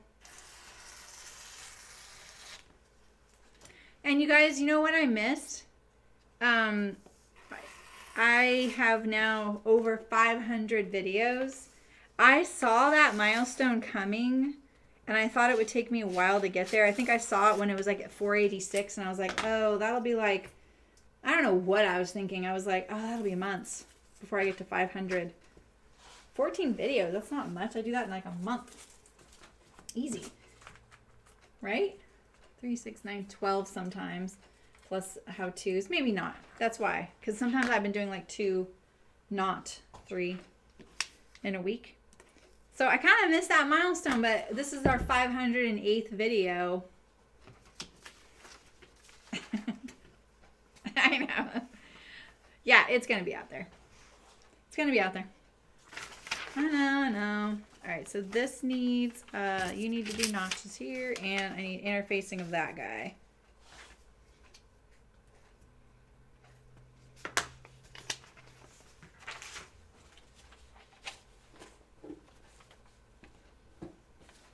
I'm just throwing it into that bin. Okay, so let's see, I need interfacing. I'm going to look for that zipper facing too.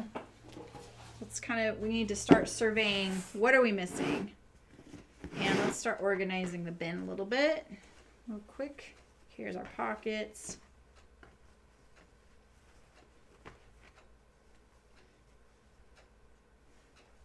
If I had lined up my cuttable width, these wouldn't be an inch off, I bet.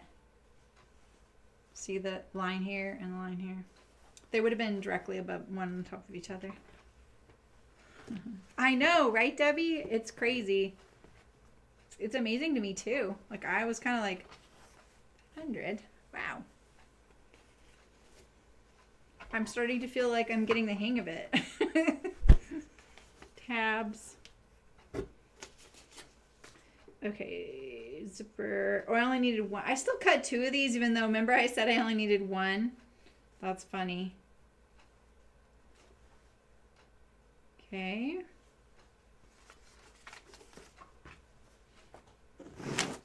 Yeah, I'm excited about this. One interfacing of this, so we caught a piece here. This was the belt.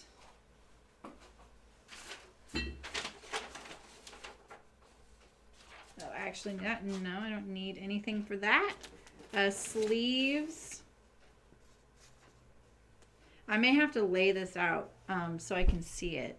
Like that's not going to be too crazy. Zipper pocket. Front and back.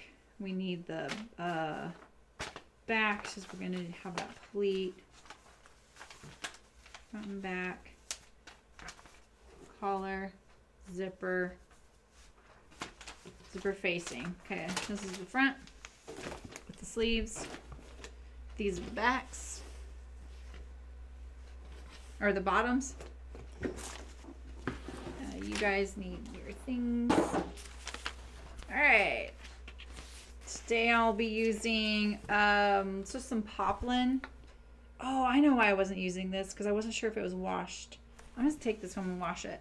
So I used to buy a lot of fabric from Spoon Flower, and sometimes, I don't know why, but there'd be a few yards extra of just unprinted fabric at the end of the roll. So I often just use that for interfacing instead of using a fusible, because I had so much of it. This is washed. It's just a little nicer, and I didn't really want to use it up. And this is just like a lining fabric I bought from Hearts Fabric, just to have on hand. It's very affordable. I like using it. Like if I need, like say my fabric ends up being see-through, I just use something like this to line it. It's nice and cool and smooth and cotton. I don't like the polyester stuff. The fabric is I probably didn't even say it in the beginning, so you didn't miss it. But they're just like this is a linen. It's the Essex linen. It's the whiter stuff, so it's a little heavier, more almost like pre-canvas. The other cotton and steel, I'm pretty sure that's a linen cotton canvas, but it's about the same weight, so it's not very heavy. And that's why I'm adding these sleeve patches on the lower portions to kind of give me a little bit more protection. And this is just cotton, like quilting cotton. Get this out of my way, actually.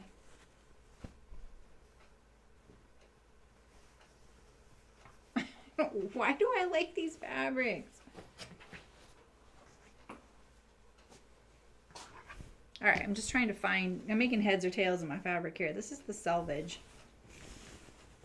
So I just washed this whole chunk, so I always have it on hand. And it's just thrown in a bin in here. It'd be really nice if I just folded it, you know? Where? Oh my gosh, okay. Yeah, 500. Woo woo. Yeah, so the jumpsuit, I have to say, like, at the beginning, Debbie, I talked about, like, I bought this pattern because the person they named it for, I really like. On Instagram, I really like her account. Her account is Blanca, and the black is spelled without a C. I just find her just super fun, and they made this jumpsuit inspired by her. She wears a lot of, she has a collection of patches that she puts on her flight suit. She's made a couple. And I just bought it because I liked her. I didn't think it would look good on me. I thought I'm too curvy for how I would want to look. I think that's cute. I think it's really cute on other people, but I'm always trying to, I don't know. I just wasn't sure. I really love the prototype they did for when they announced it in that kind of chartreusey yellow, you know. But it didn't occur to me to make it for myself until I realized I needed a set of garden coveralls. And then I was like all in on this project, and I just decided to do it. So, all right, so we have my sleeve. I hope this is enough, you know?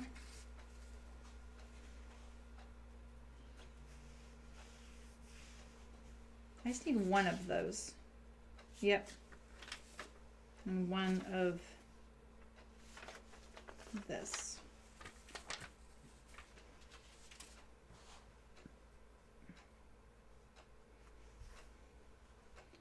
Like, is this going to be enough? Ooh, I just don't think so. I think I'll use something else for the sleeves. I really do want it to be something that'll give me some protection.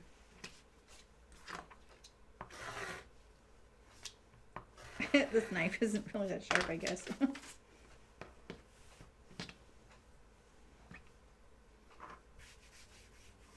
The Instagram account, I'll write it in the comments.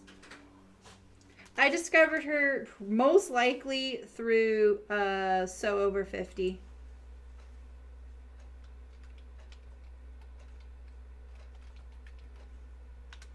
That's it.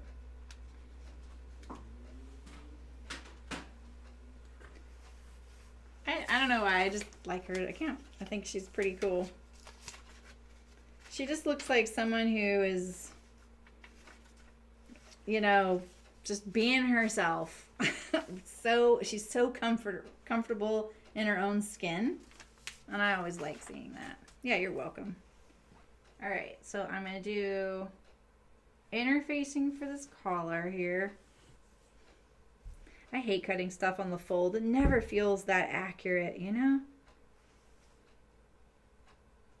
You're not allowed to draft patterns on the fold in the garment industry.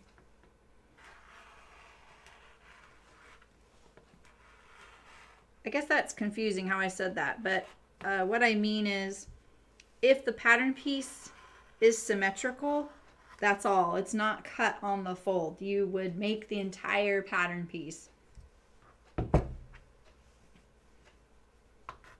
You would never give a factory something that says cut on the fold. Yeah, right, Melinda? Yeah. She's like she's so cool. All right, so we need one of this.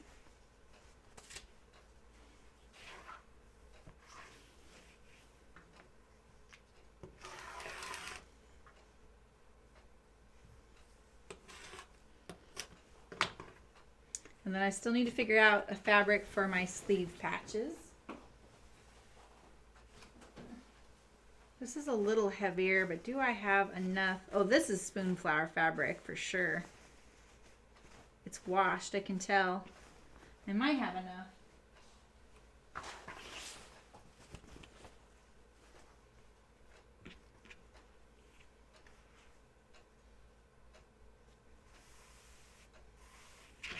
Yeah, and I'm kind of inspired by hers because she likes to embellish and she has a great assortment of patches. So that kind of also gave me like, okay, I could kind of have fun with this if they're just going to be gardening coveralls. I'll have to do my picture posing with my husband's, he got this, I hope he's not watching. I'm not actually laughing at this because I'm so glad he bought this. But it just cracks me up because thinking of me wearing it, it would be kind of funny. But he got a set of headphones with the face shield and the construction helmet, and they're like all built on one.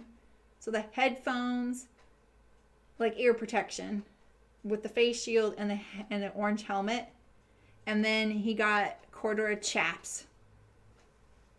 I think all of it is the same color orange. Funny enough. Maybe I'll pose with my his new chainsaw, you know, because that's what I was using the other day. Gotta do what you gotta do. All right, so let's see if I have enough for. There's that one. This feels a little better, not as lightweight.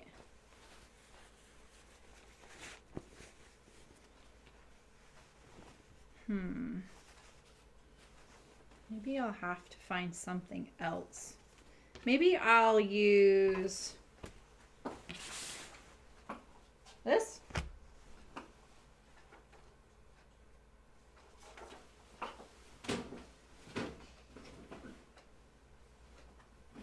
Let's go through my interfacing bin.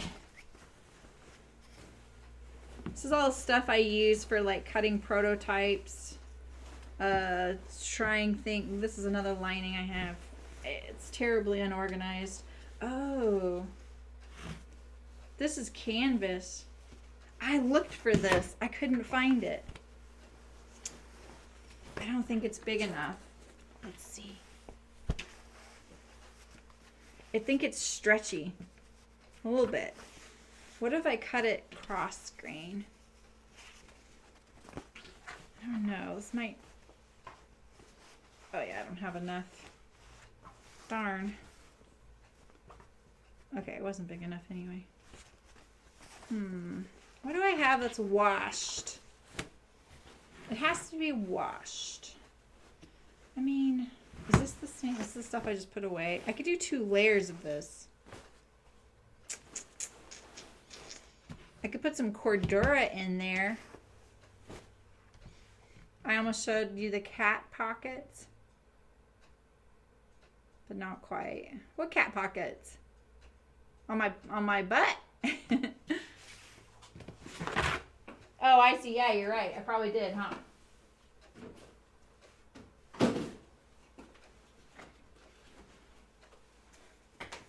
Wonder if I could put some Cordura. I'm gonna go get some Cordura. I'll be right back.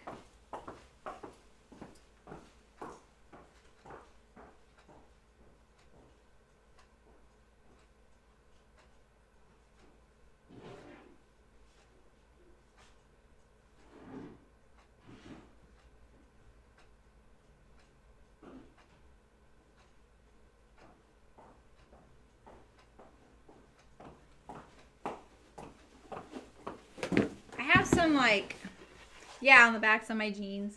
I don't know, can you see them?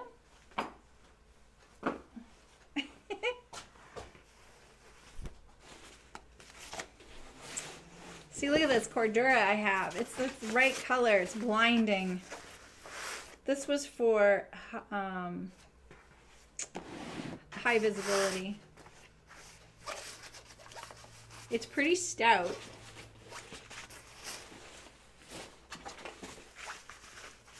They're all like a 500. This is probably 300. I think I'll do this. What else am I going to use this stuff for? It's getting kind of old.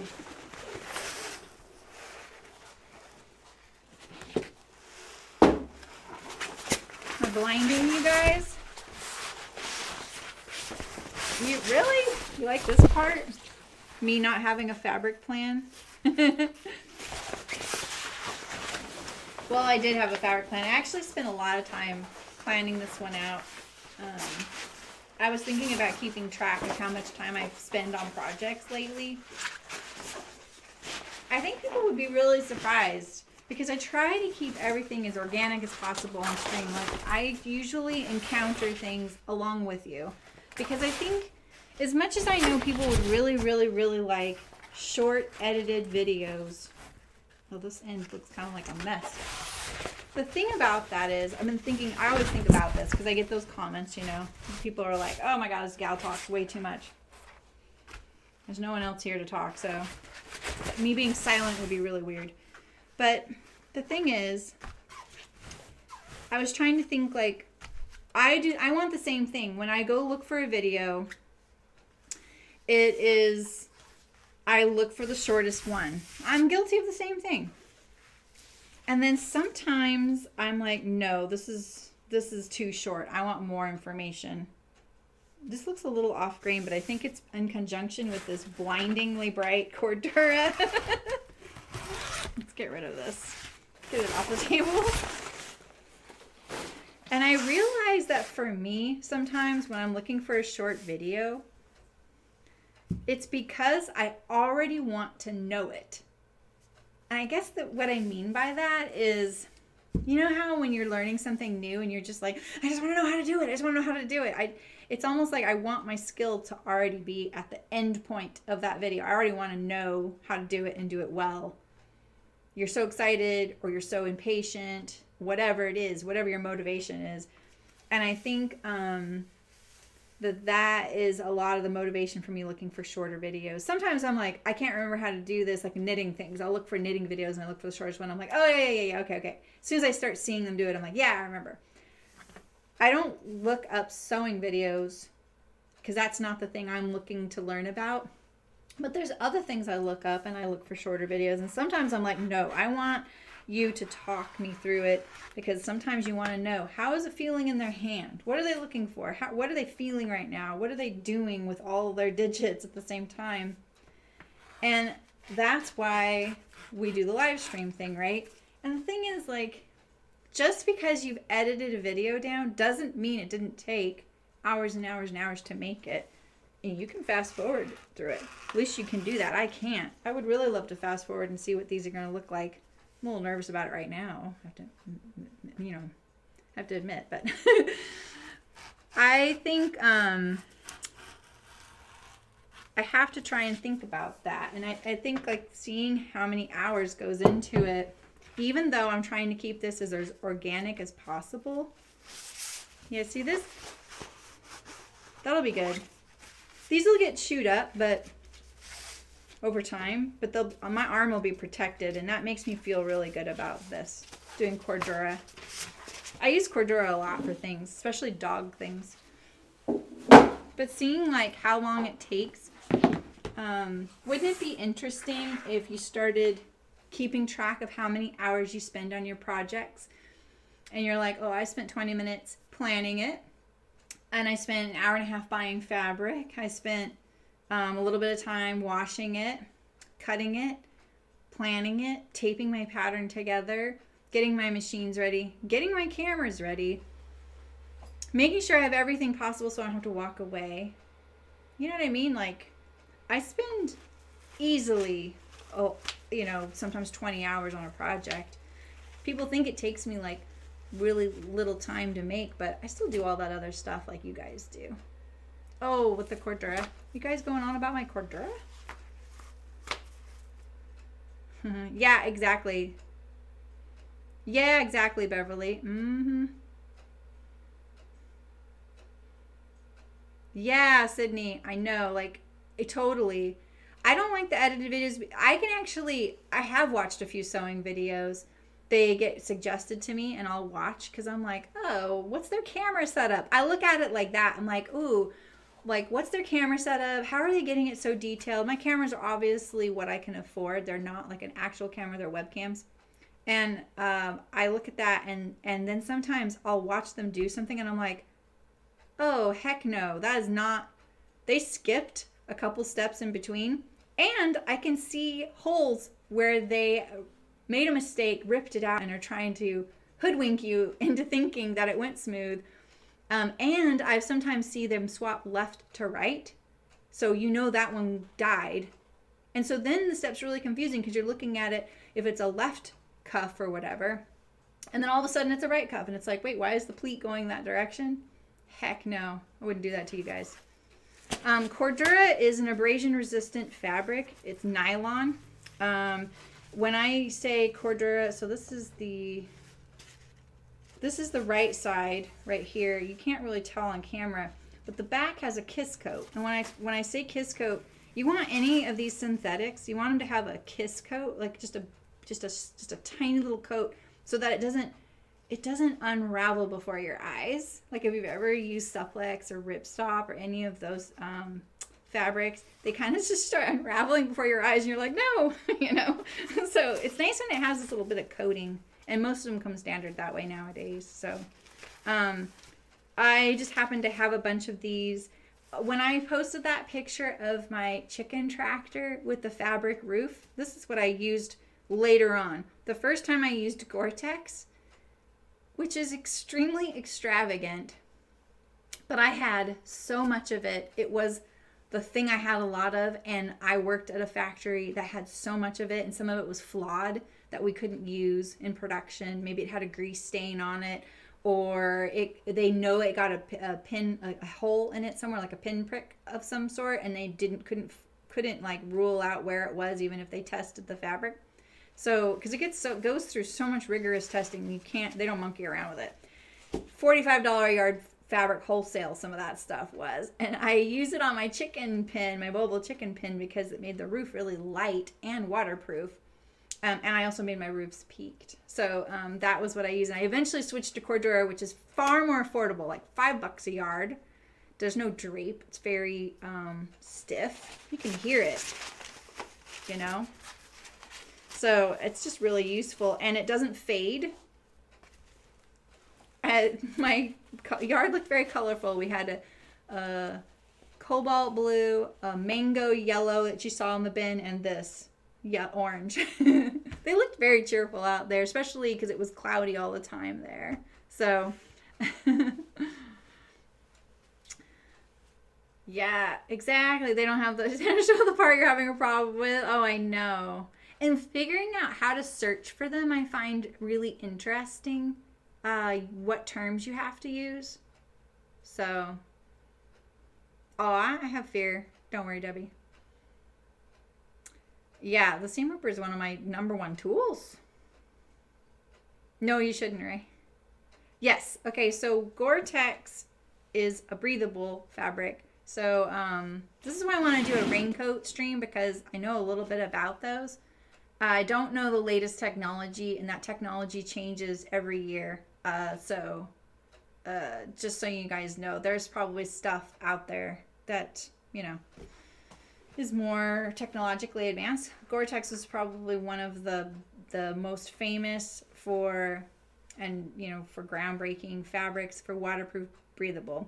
Waterproof breathable mean you cannot use it for a mask. I just want to very clearly preface what waterproof breathable is, and it is not appropriate for a mask because it allows like vapor to pass through. So technically what it does is it allows the heat of your body to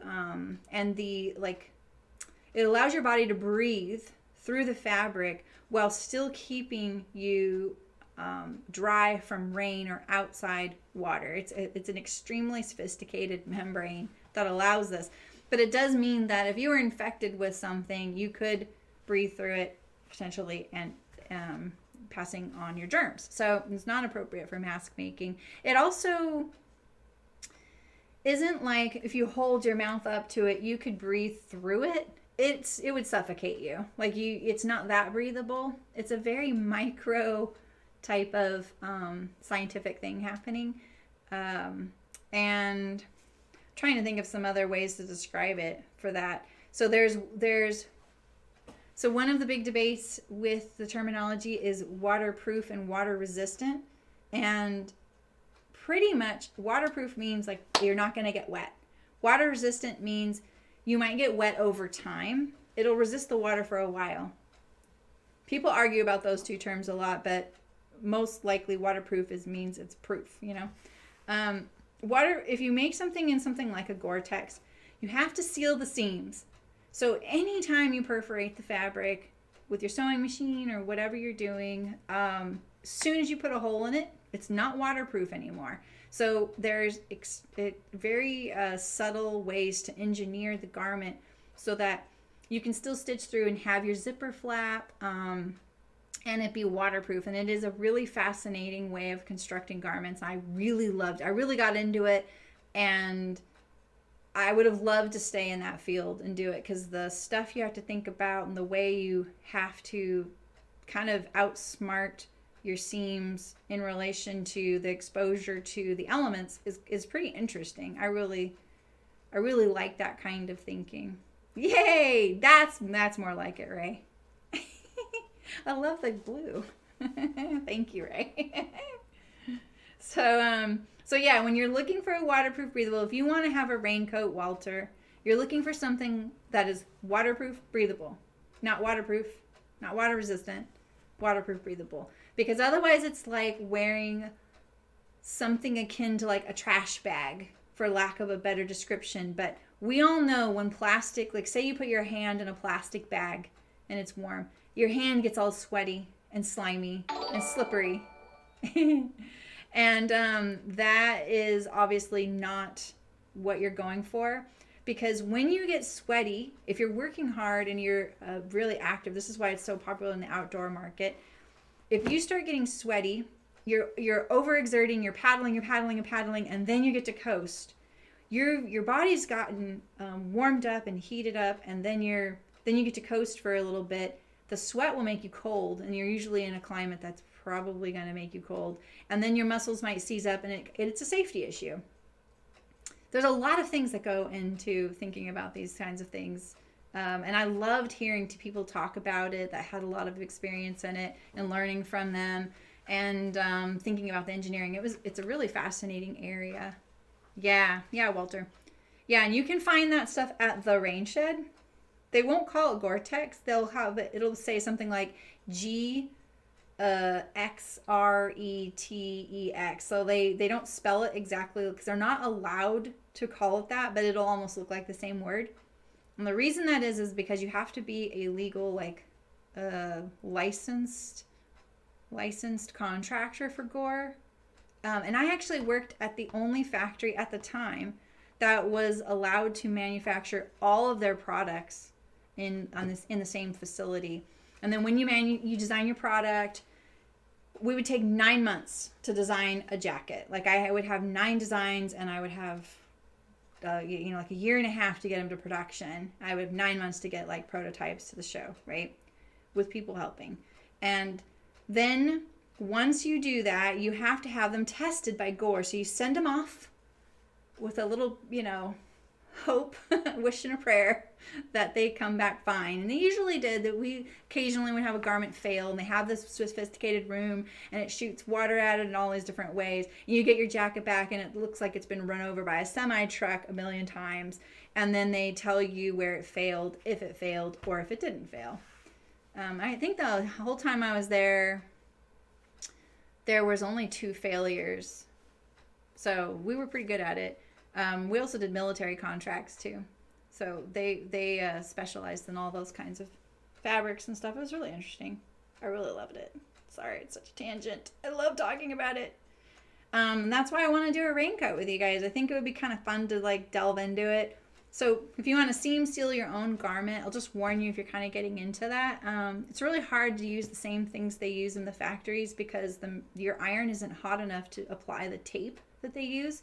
People do it, but it might fail. It may even look fine, but it is such a very sensitive thing, and it's perfect. The temperature has to be this perfect number so that it doesn't fail over time. More is not better, in other words. So the thing you use at home is called seam grip, and it is a tube of goo. And for it to work the best, you need to do it from the outside of the garment, so it looks terrible. So I have a funny story about this because when I went to work at Kokatat Water Sportswear was where I got the opportunity to learn a lot about this. Yeah, it is very technical, and this is not melodramatic. It's very true. Lives were always on the line. So we had a lot of sponsored paddlers, especially doing like class 5 stuff, going all over the world, off waterfalls, you name it. These guys were crazy. But the biggest market we had was like the flat water, ocean kayaking stuff. And so that was really where the money was. But the flashy stuff was the guys like going over the waterfalls, and the gals, some of the Olympic paddlers that we sponsored. And, men and women circumnavigating islands. They're still doing this stuff. Photographers, all kinds of really cool people affiliated with them. And we did dry suits for the Coast Guard and for paddlers that literally would save their lives all the time. All the time we would get these letters, and they were really amazing letters because these people are in Alaska, falling off of a fishing vessel, and the amount of time it takes them to extract that person out of the water, the dry suit gives them the extra 3 minutes they need to survive. It's really amazing. So just because these dry suits aren't warm doesn't mean keeping you dry doesn't add a significant amount of warmth to your comfort and your quality of life. So and they were insulating garments underneath that would wick the moisture away and keep them dry even if they got sweaty. Because if your skin gets wet and cold when you're working out, you know what happens. And these people that are in these situations where they can't like vent their garment because it's this crazy waterproof zipper, their and gaskets on their wrists, neck, and ankles. I don't know. It's really, I could talk a lot about it. It's really fascinating. The stuff I did was a lot of the insulation gear, the I don't want to call it streetwear because it wasn't streetwear, but it was like the stuff you would use the most in your day. I worked a little bit on the dry tops and pants, I think. But most of the dry suits were designed by the time I got there. And then I worked on one of the military garments, I think. And then a motocross contract. So those are some of the things I did. But I was around it. And I did a lot of the like raincoats and things like that. So it's really cool. I had a friend, I saw him years after I met him. And I had been working at Coquetat when I saw him again. And we were chatting. And I was like, dude, you were in the Coast Guard? That's cool. And he said, wait a minute, where do you work? And I said, I work at Coquetat. He's like, I have one of your dry suits. And he did. He had a picture of himself wearing it. And he said, this thing has saved my life so many times. And it was really cool to hear that firsthand from someone I knew and cared about, you know, because, and I didn't design that suit. I was like, well, I'm going to pass that along and tell your story. It's pretty cool. And same with the military stuff, which obviously that's pretty cool. That saves them too. There's so many garment related things out in the world that really help people in need so much. One of the fascinating things about Gore-Tex, you really stumbled upon a topic you probably didn't want to know all this stuff about, huh, Walter? But one of the cool things about Gore-Tex is my family is pretty anti-plastic. My husband works somewhere where they promote abolishing single-use plastic, but plastics have a really important role in our lives, right? That, like this mat right here, right? It's very useful. It's not single-use. I'm going to use it for a while. You know, he's talking more like plastic bottles and things. And I started getting kind of down on synthetic fabrics, especially I'd just been working at a fabric store that only sold natural fibers, and she was very against synthetics. And then Coquetat heard me working there and said, hey, you know, you want to come work for us? And I was like, oh, I don't know. So it's kind of funny. I went from the natural fiber home sewing store to Coquetat, and I'd already worked in the garment industry, so I didn't go there with no skills. They kind of knew what I might be able to do. I didn't know CAD, and that's why I took the job. But Gore-Tex has a huge role in the medical industry. And so a lot of the things they do, they manufacture for things that are used inside the human body. So they have a pretty significant role in the medical industry that far surpasses their fabric industry. The fabric industry is a side effect for them. It is not a moneymaker. It is the medical industry that they thrive in. So it's kind of interesting that they, where the niches are, but that's more than a niche. Medical industry is obviously massive. So anyway, I feel like I bored you guys. I'm sorry. I miss working in the outdoor industry.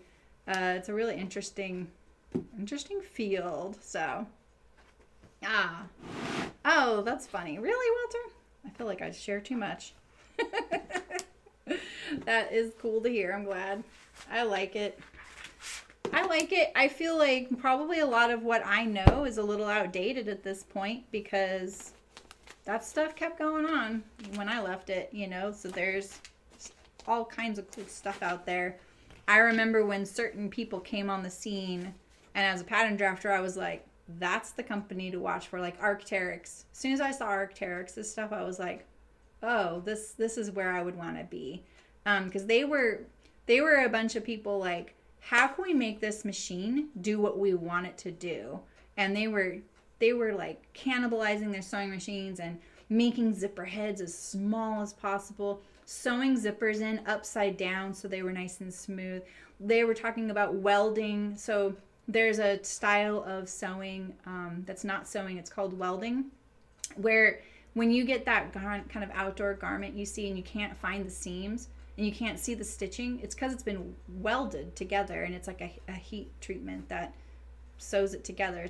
I never worked anywhere where we did that, so I never got to try that, but I wanted to so bad. Arc'teryx is in Canada though, so it wasn't really a readily available option for me. So yeah, there's a lot of really cool stuff out there, and it's why your outdoor garments cost so much. Those companies that are making it in the States, they're not making much money. And where I worked was one of the only factories still in the United States, and that's why we got a lot of military contract awards, because the military only awards contracts to things that are made in the US. And so all the findings, the notions and things like that we made, they were also made in the US, and there was very few allowances that they made for the fabric. And Gore-Tex was manufactured, I'm pretty sure, in China, and it was one of the things that they utilized some of their products. I didn't have clearance, so I know some, but I don't know a lot. I don't know as much of the juicy stuff that I could talk about. But all right, so here's my sleeve. Back to I'm kind of like laying it. I'm kind of like, let's see. Let's just I'll look at it like this, actually.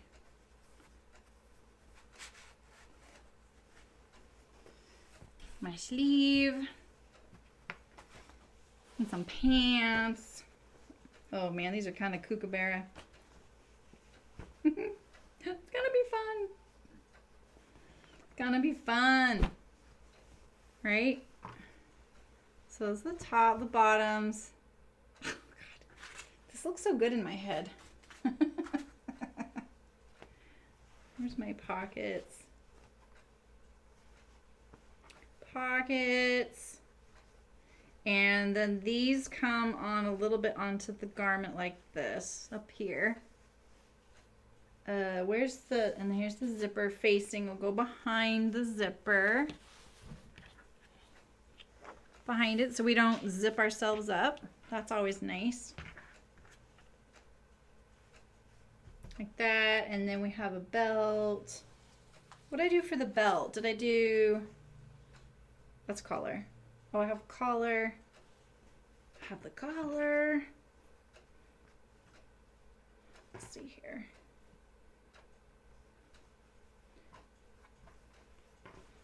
Collar.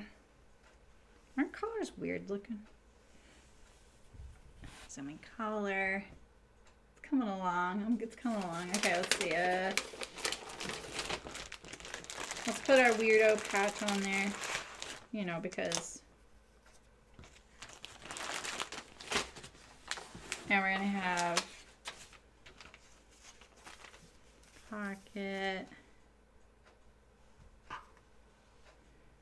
What am I missing? Some tabs. Oh, my belt buckle. Where's my belt?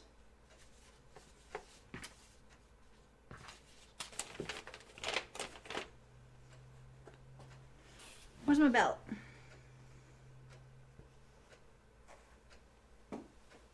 Is it right here? I feel like it might be right here, right in front of me.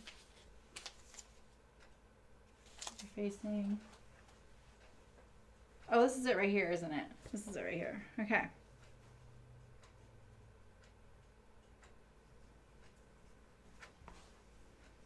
I don't know about this pink belt. It's kind of weird.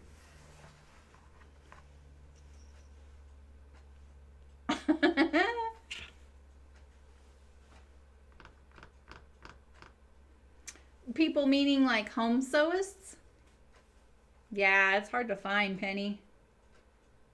It's really hard to find that stuff.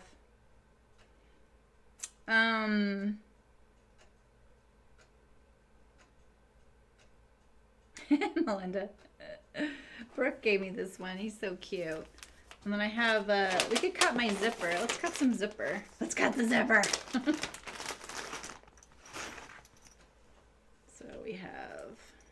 one. We have zipper.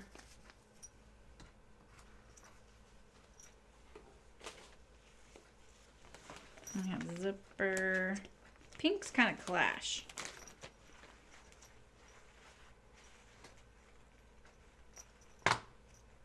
Oh, my sliders came out. I didn't realize it.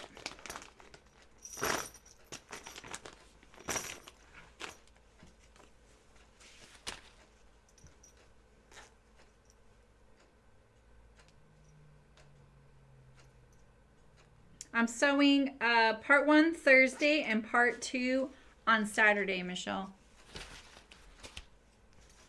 I think that'll be enough time. It does make me think I may be cutting it close because there's a lot. There's a lot of details.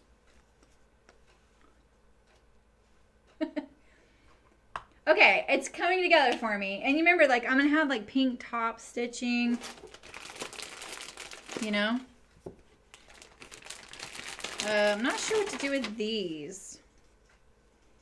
Maybe I could put one down the center of my sleeve.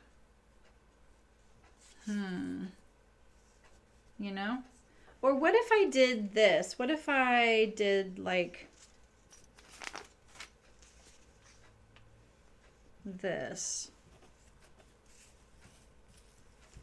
Oh, yeah.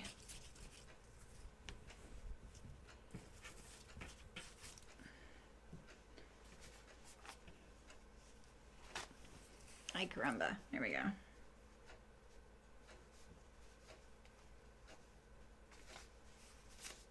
All right, can you guys see it now?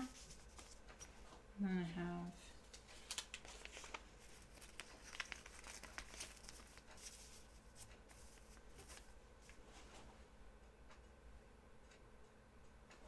Oh no, Sydney. Then I have these patches, you know, at the bottom. So there'll be some stitching here. I think once I have like some of this industrial stitching, like industrial looking stitching, that's gonna make it look pretty cool. Yeah, like it's just, I just have that one little piece of twill tape. It's so hard to avoid doing that. Sometimes I spend more time trying to get rid of a preposition at the end of a sentence than writing whatever else I'm writing. Okay, and I have this piece here. This little bit of crochet from the bottom of a tea towel. I might be able to put it across a pocket.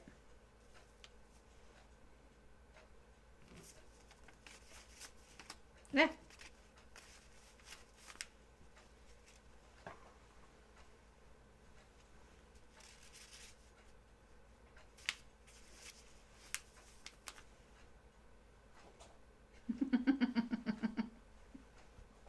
Sheldon would have definitely corrected you. Okay.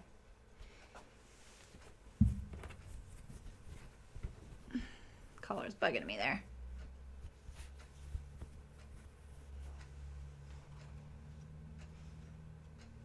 What do you guys think? Can you see it?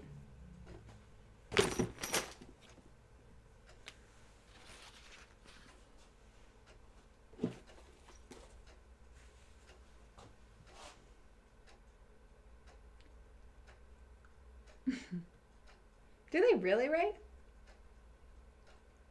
I think that the patch is what makes it for me. What about you guys?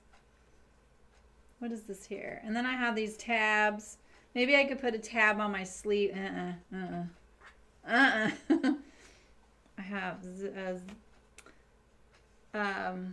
my gosh, belt loops. I wanted to say zipper pull. Belt loops, tabs, back waistband right here. Okay. It says weirdo. Brooke got it for me in honor of Senor years ago because she really loves Senor. He really was kind of just a funny personality. He was always lurking somewhere, you know? The patch is perfect. And I kind of bore it in mind when I picked out the fabric, but I didn't. I just was like, I'm putting the patch on no matter what. Wildcat, right? This is weirdo. But it's got this pink and the orange and the teal, yellow. Yeah, I think it's good. All right, okay, I feel a little better. I had to do that. The top stitching, like remember, pink top stitching. I think that's a good idea for the twill tape. Cool. Okay. All right. Well, I feel better. So we're sewing. Yes, we're sewing on Thursday and Saturday. I'm going to try and get one of those free patterns, at least one of them, done next week for Patreon patrons. One's so close. Well, I say that, and then I'm going to spend hours making it too nice. People have been sewing up the testers of the wallaby and the pocket bucket, and they're looking really good. So that's great. That's great news. I don't know if we're still here, Walter, but I actually named you. I'm pretty sure I named you in that interview. Did you hear? Did I mention you, or did she edit it out? The internet was so bad that she kept dropping things.